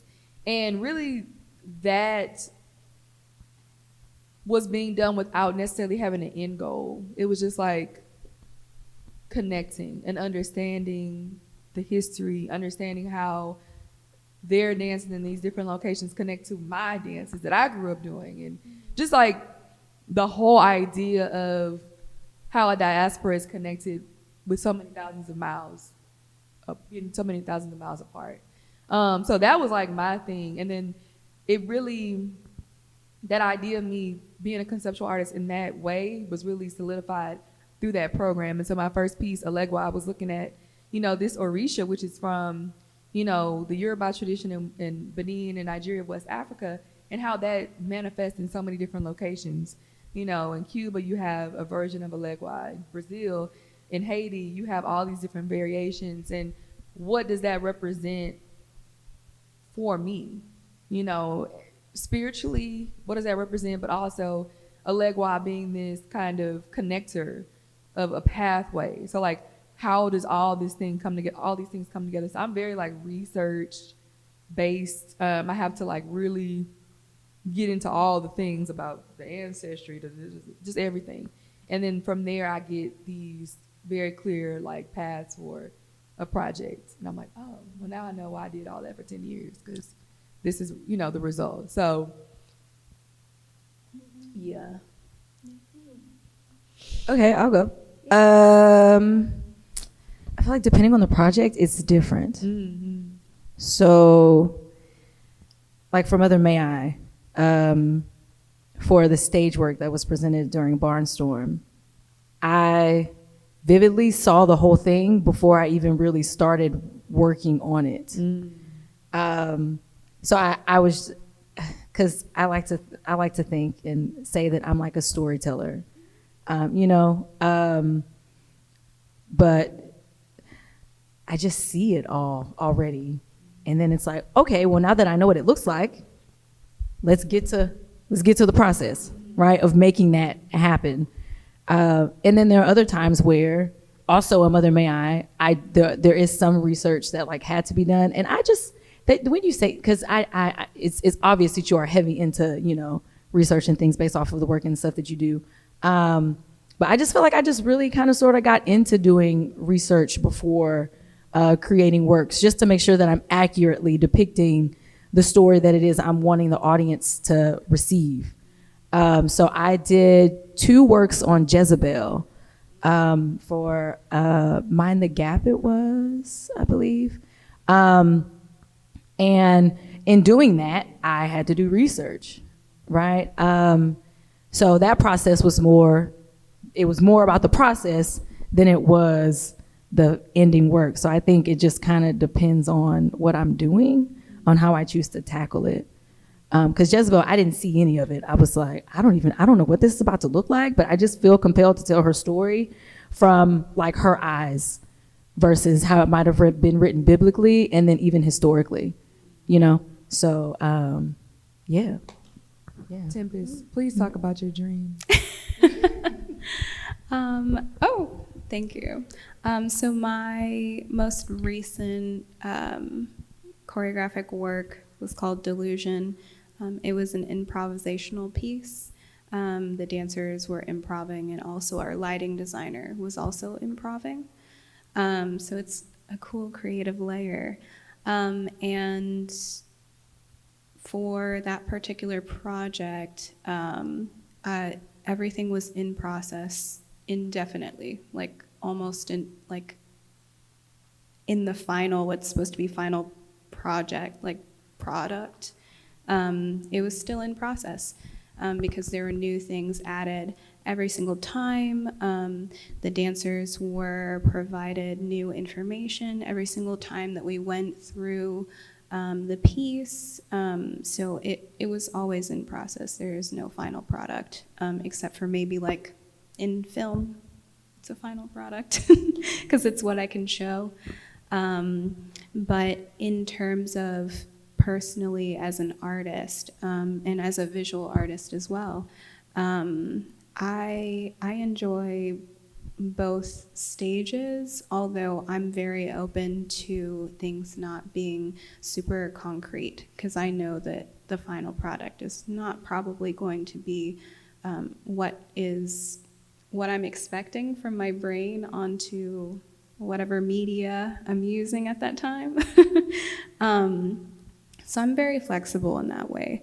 But of course, like when you're working with dancers and not like tools or paint or fabric or whatever you're using to create visually, you do have to have a respect for other people. So you do have to have a foundation. You do have to have things organized to provide them. You do have to have guidance. And we did do quite a bit of research because the topic was very scientific. It was a project about dreams and sleep disorders.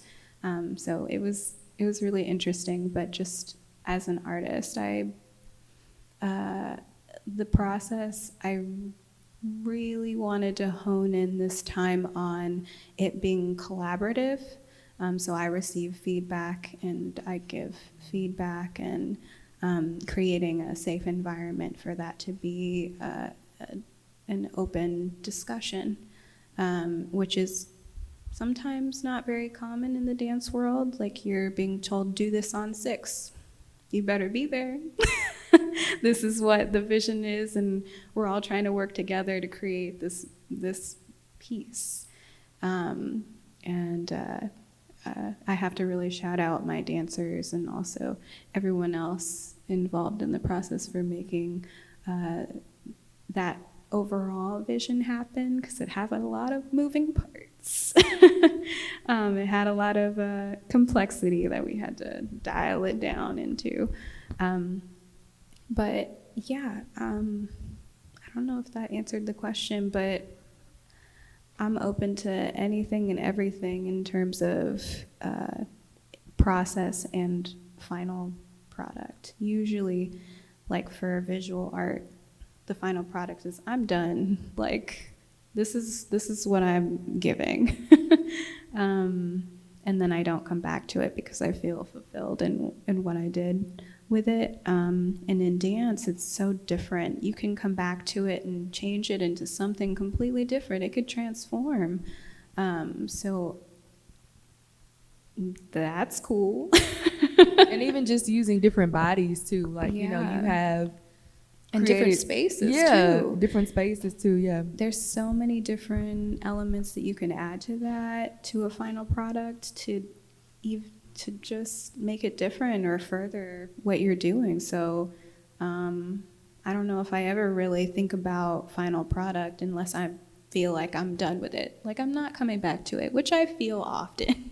I'm like, I feel like I'm good. Yeah. Yeah, but I don't think I ever really say anything's a final product for me. So that's interesting. Thank you. I never really thought about that until just now. Shout out, Daryl. Thanks.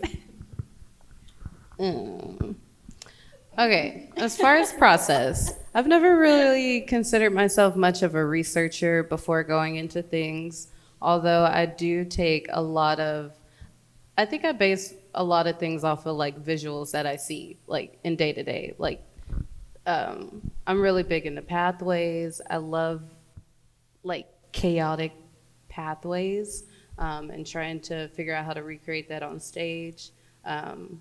Costuming is like mildly important to me.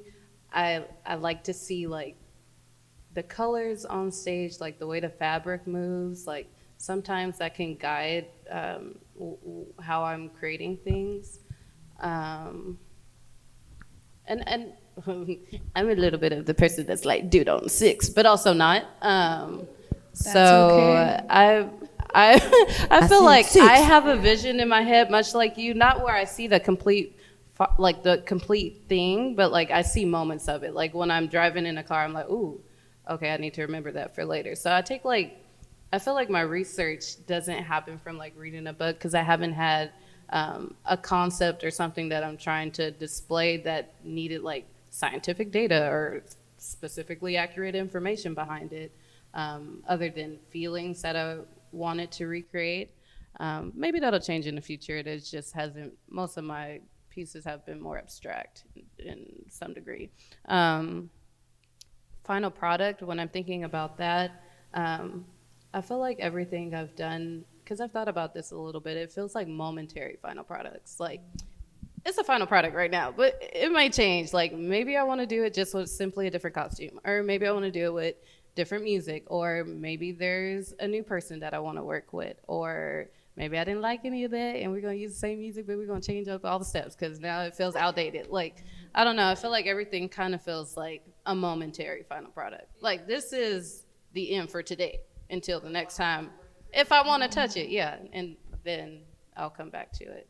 I don't know if I said goodbye to anything just yet.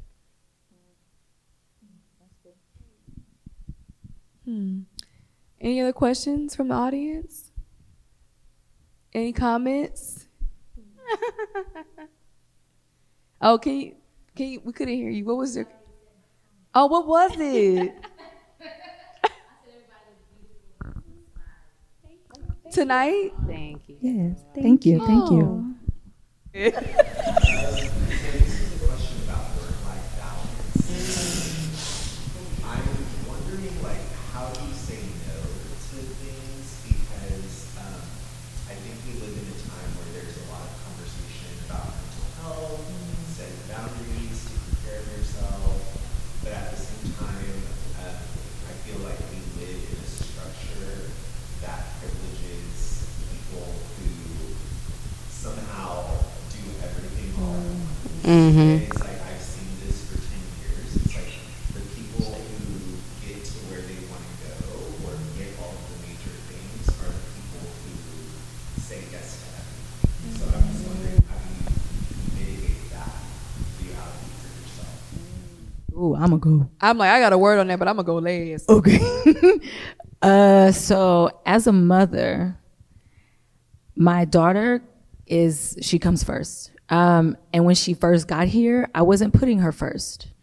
I was saying yes to everything, because I didn't want to miss out. I wanted to, I felt like I had taken so much time off from dance from being pregnant. And then, so I was like, no, I'm saying yes. She's going to be at rehearsal. She's going to be strapped to me. She's going to whatever, like this is happening. And then it reached a point where it was like, we would get home at 10, 11 o'clock at night. She's not going to sleep until 1 a.m.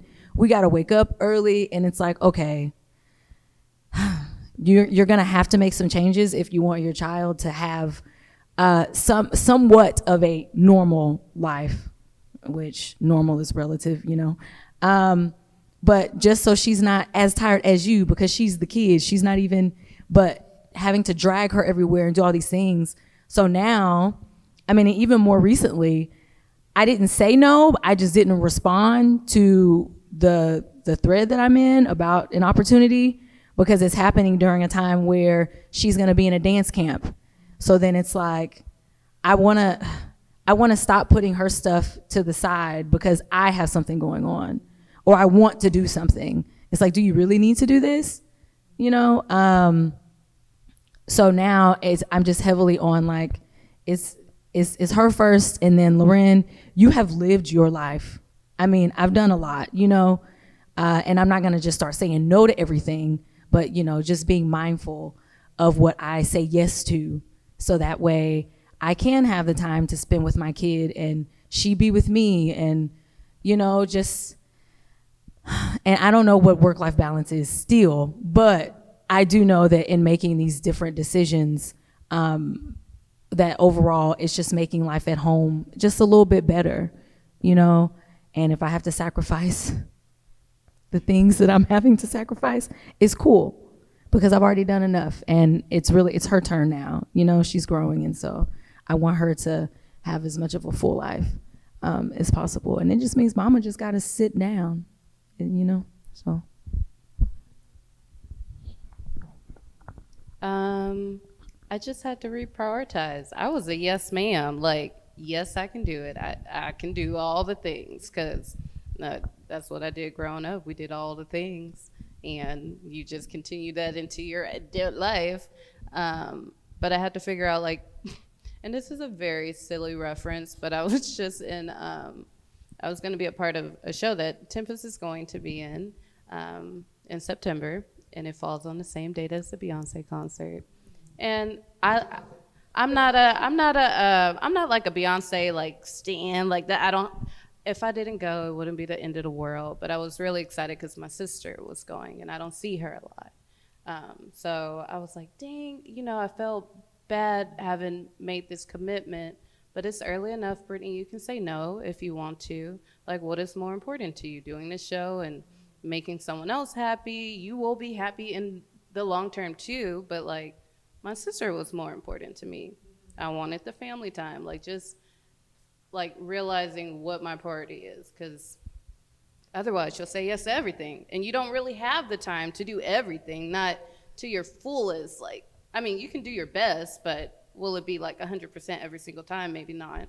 And I just had to realize like what I could do. Like, I used to work Monday through Sunday, and the one time I took a Sunday off, I was like, oh my God, I didn't realize I needed this. Like, I'm not working on Sundays anymore. I don't want to do anything on Sundays. No, I can't. And that's hard sometimes, because I also don't like to say no or disappoint people. I'm a people pleaser. But like, just like, you're important, Brittany. What matters to you is important. Just go ahead and say no. Like, it'll be okay. People will live. They'll get over it.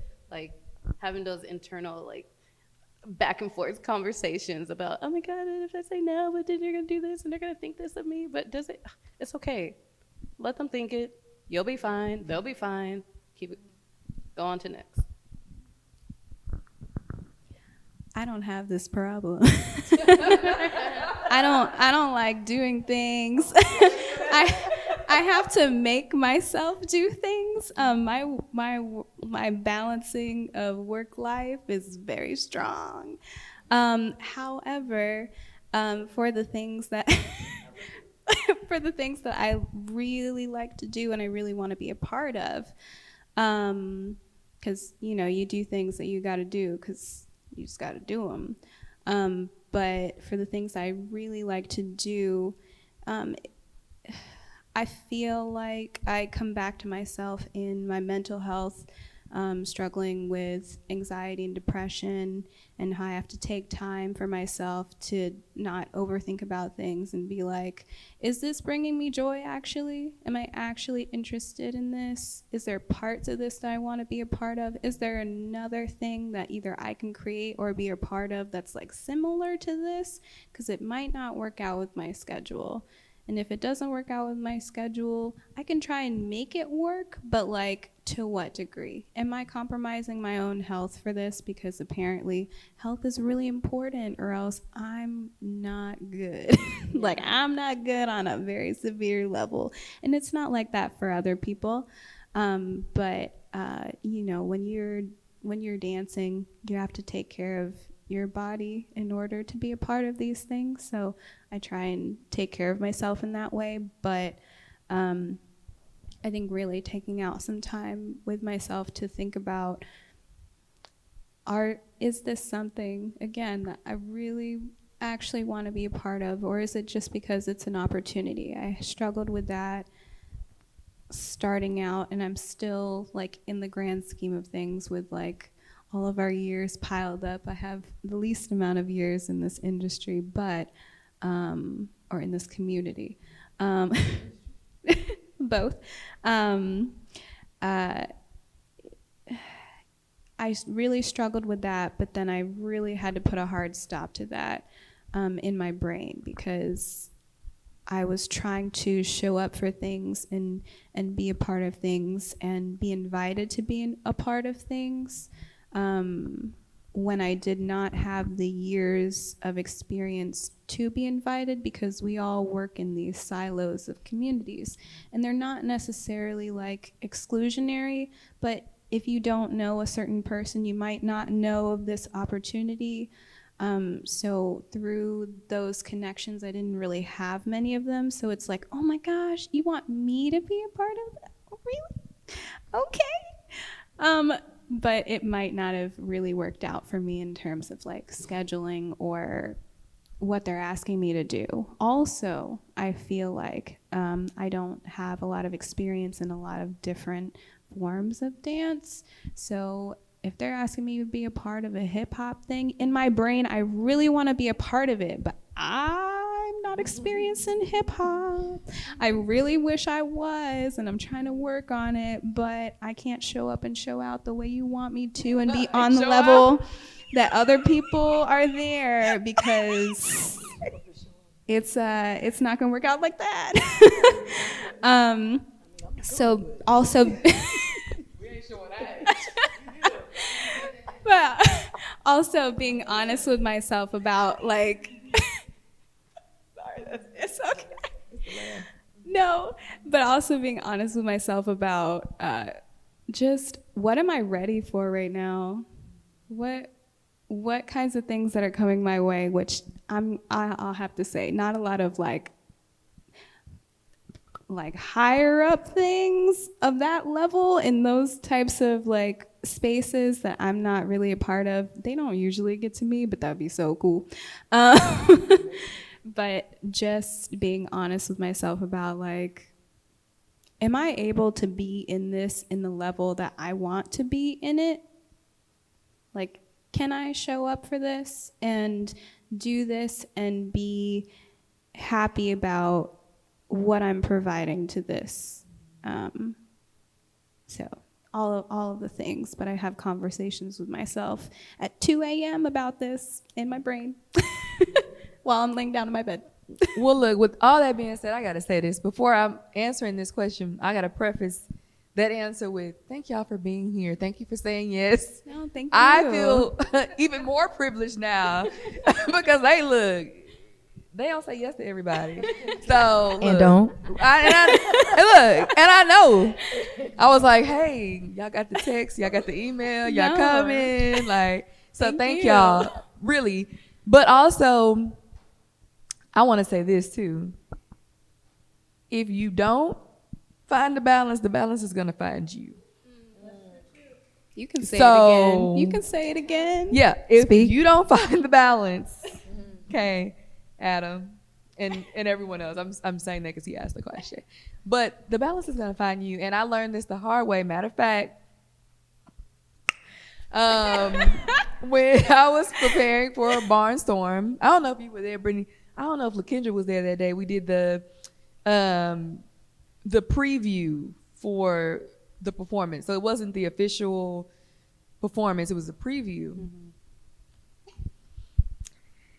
Woo, let me tell you. Y'all think I do a lot now. Let me tell you. I was doing, see Layla, she looking at me, but she didn't know me at that time. I was doing the most, like TH, like capital, bold, THE, infinity, the most, okay? And, you know, it caught up with me. Like, it caught up with me. And one thing is, I always say, I always sleep. So if you know me, I'm gonna go to sleep. I'm gonna go to sleep. Don't text me after 7, 8 o'clock. Because I'm gonna be asleep, right? But I wasn't resting. That's it. And I didn't really know what that meant. People are like, you gotta go. I said, I sleep 8 hours. And I'm an 8 hours type person. I get 8 hours faithfully. But I wasn't resting. I was going, and y'all think I'm going, but I'm telling you why you think that. So I was going, and I wasn't pausing at all, like in any way, shape, or form. And there's some people in the audience who know, because you was there, and you know how it was. And yeah, that's how it was. And, you know, I ended up getting sick that day, and I had to go to the emergency room. I didn't even get to do the performance. Yeah, it was terrible, and it was scary because I'm like, what's happening? I was like, you know, things was coming out every end, for lack of a better, you know, way of putting it. And I was really, really sick. So at that point, I was really forced to rest because I wasn't doing it, and I was forced to find some kind of balance. And so with that being said, I know people see I do a lot, and I do a lot, but that was on a different level. And I almost felt like I was running from something or filling up my schedule like with things.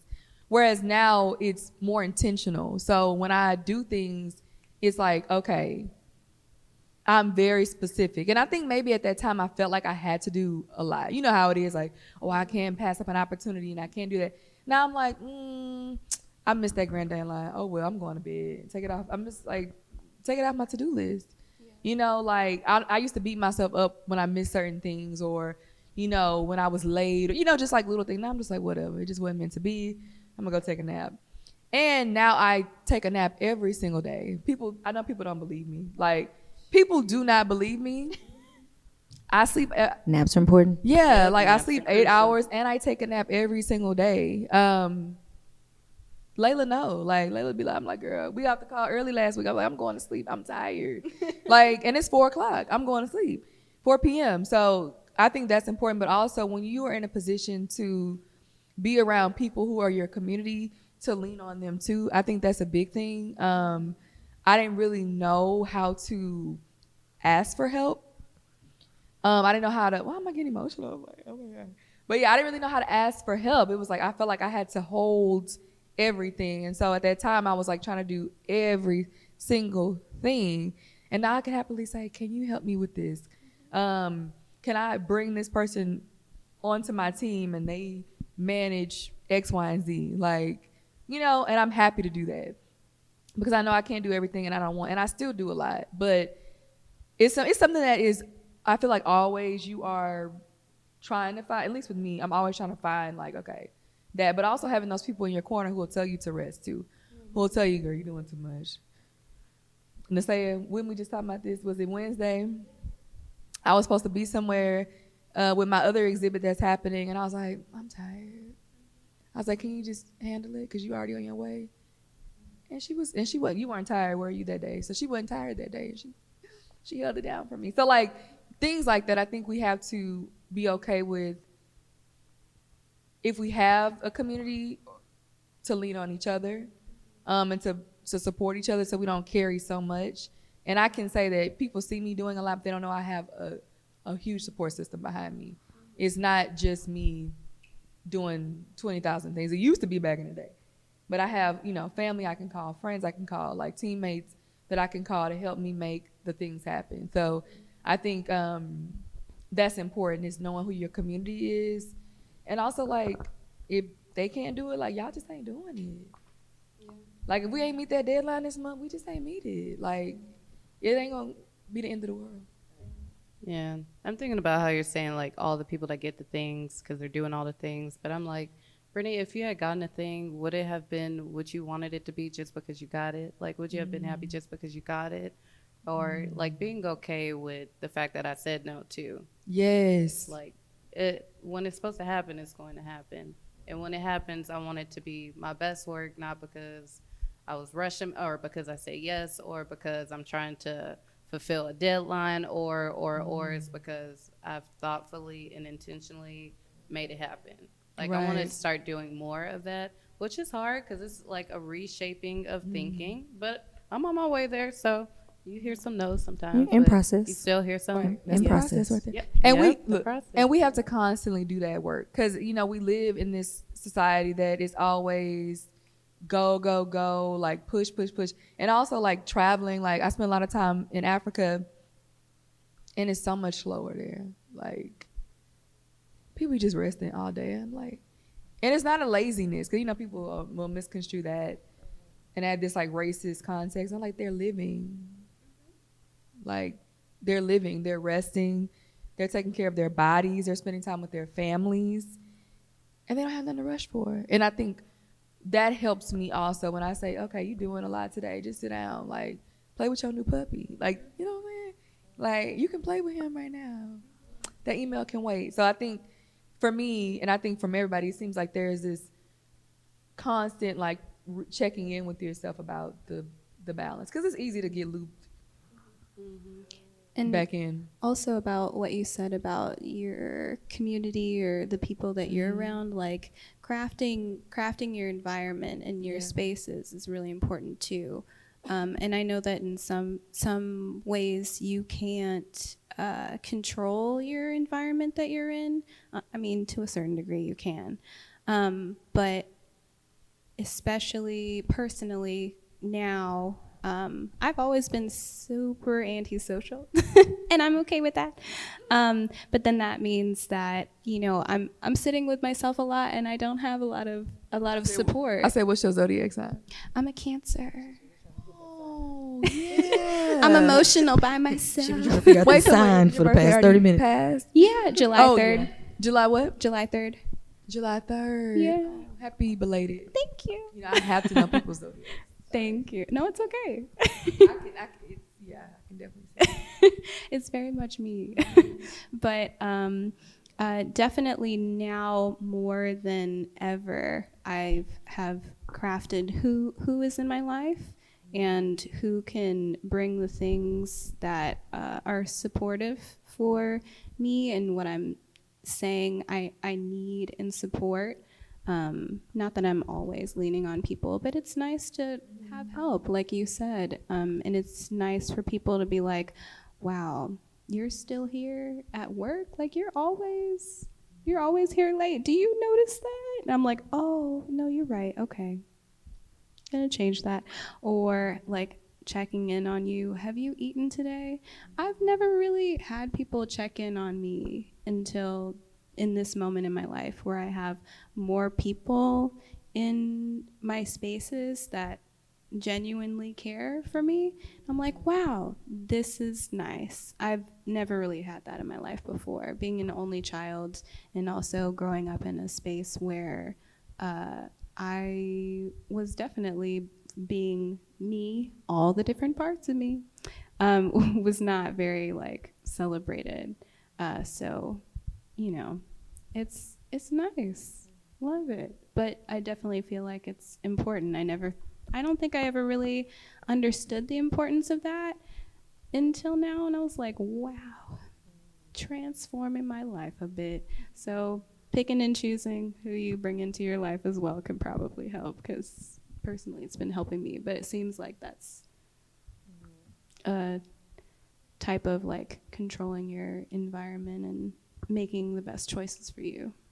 Like one of my older friends, I say older because she is older, but I don't know how she would really want me to say it. But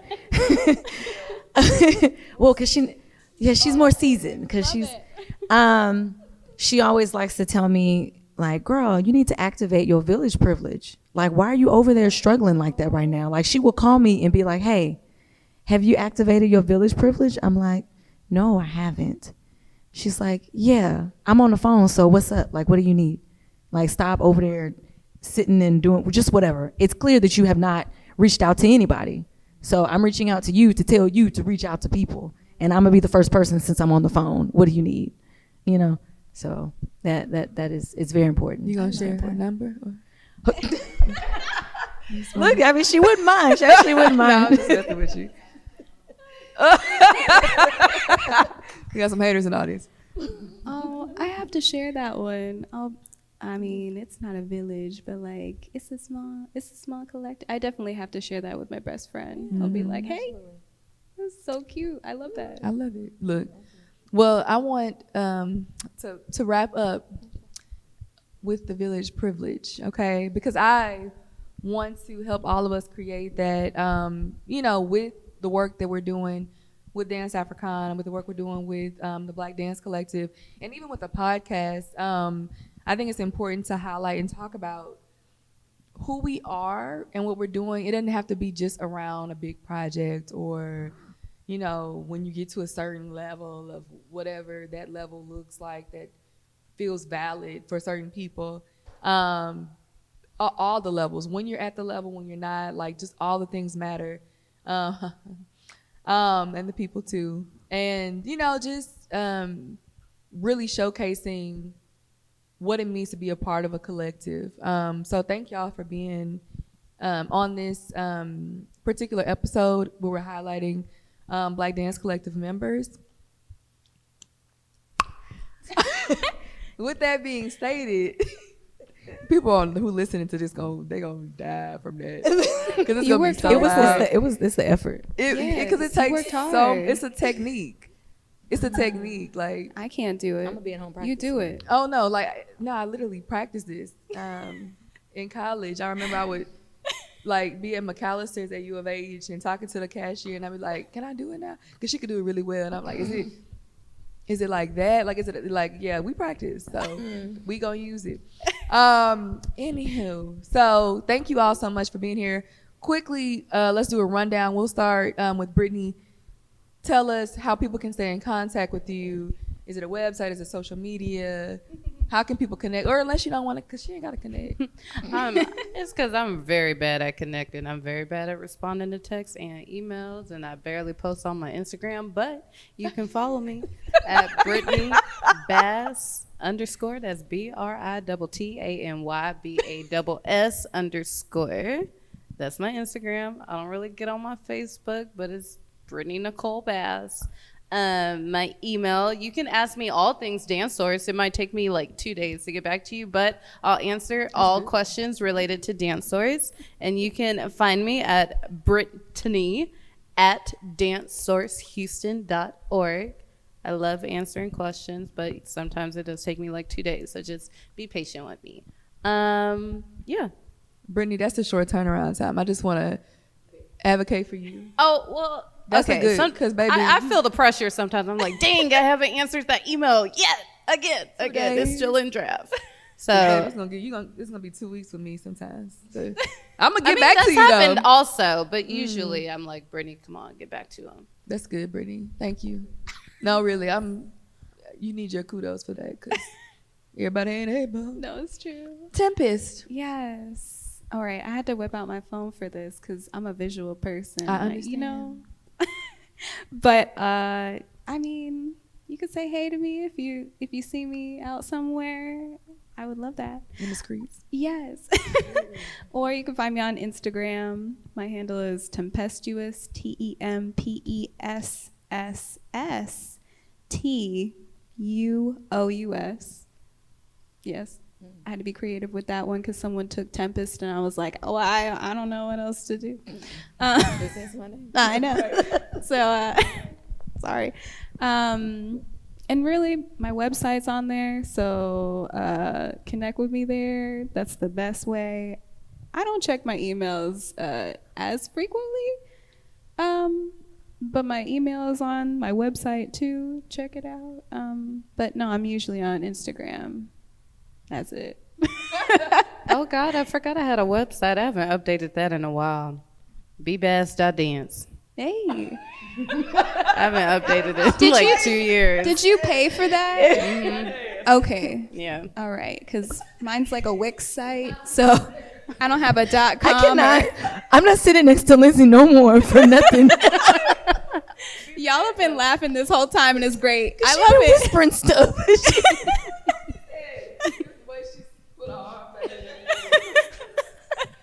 Oh, and Loren. Oh. Oh. Okay. Whew. Happy early birthday. To Oh, thank you. you. Thank you. Okay, so you can find me on Instagram. My handle is REN, as in Nancy, MARIE _ Ren Marie _ I also just downloaded Threads, which apparently I guess is like Twitter for Instagram. Immediate anxiety when I opened it and realized what it was, but you can also follow me on there, and Instagram has it set up to where it's already, you know what I'm saying? You follow me in here, boom, follow me on there. And then on Facebook, I'm Loren Holmes. Holmes with an L, HOLMES. Because I have to tell people because they will miss the L. Loren Holmes. You know when I graduated from, she said, Loren Holmes? I said, I can't even say nothing because we're in front of all these people. And then on Instagram, the link, there's a link in my bio that has everything else that I'm attached to. I also have a company called Hearts in Motion, and that's in my bio on IG as well. And you can just follow all the things. It's a lot. And you can catch her at her class on July. I have a class. Right. I'm like, July 22nd. I don't really too much, so. Well, but so I'm teaching a Heels Out. We call it a dance party, so not class. It's a dance party. Yes, sir. And rebranding. And so it's July 22nd. Tickets, there's still some available. Apparently the girls want to party with me, so there's gonna be some people in class. So what time is it? 22nd? It's 8 p.m. Okay. Yeah, that's it. Bring y'all heels. Yeah. Oh, heels are optional actually because it's a party. So It's what? heels are optional. Mm-hmm. Or don't. Yeah. Well, y'all are hilarious. First of all, y'all are hilarious. I'm like, did y'all hear my wheezy laugh? I was like, dang, where did that come from? I always kind of wanted a raspy voice though, so I think it's happening tonight. So thank y'all so much. Y'all are truly phenomenal, and I'm inspired by each of you. So I really appreciate y'all for being here. Thank you again to those who are listening, those who are here in the space live. I hope you enjoyed hearing the extra commentary from some audience members and questions and things from us here today. Be sure to connect with Dance Africana Dance Podcast at Dance Africana. I'm just also thirsty, Loki. No, I was going to say in more ways than none, but I'm going to leave that alone. DanceAfricana.com, and it's Africana with a K. The African way, right? And then the IG is the same, Dance Africana. And you can connect with also the Houston Black Dance Collective, which is Houston Black Dance Co. On Instagram. Same handles for the most part on Facebook. But if you go to our Instagram, like these ladies said, you'll find all the other things. So, and to my Africana people, don't forget to dance.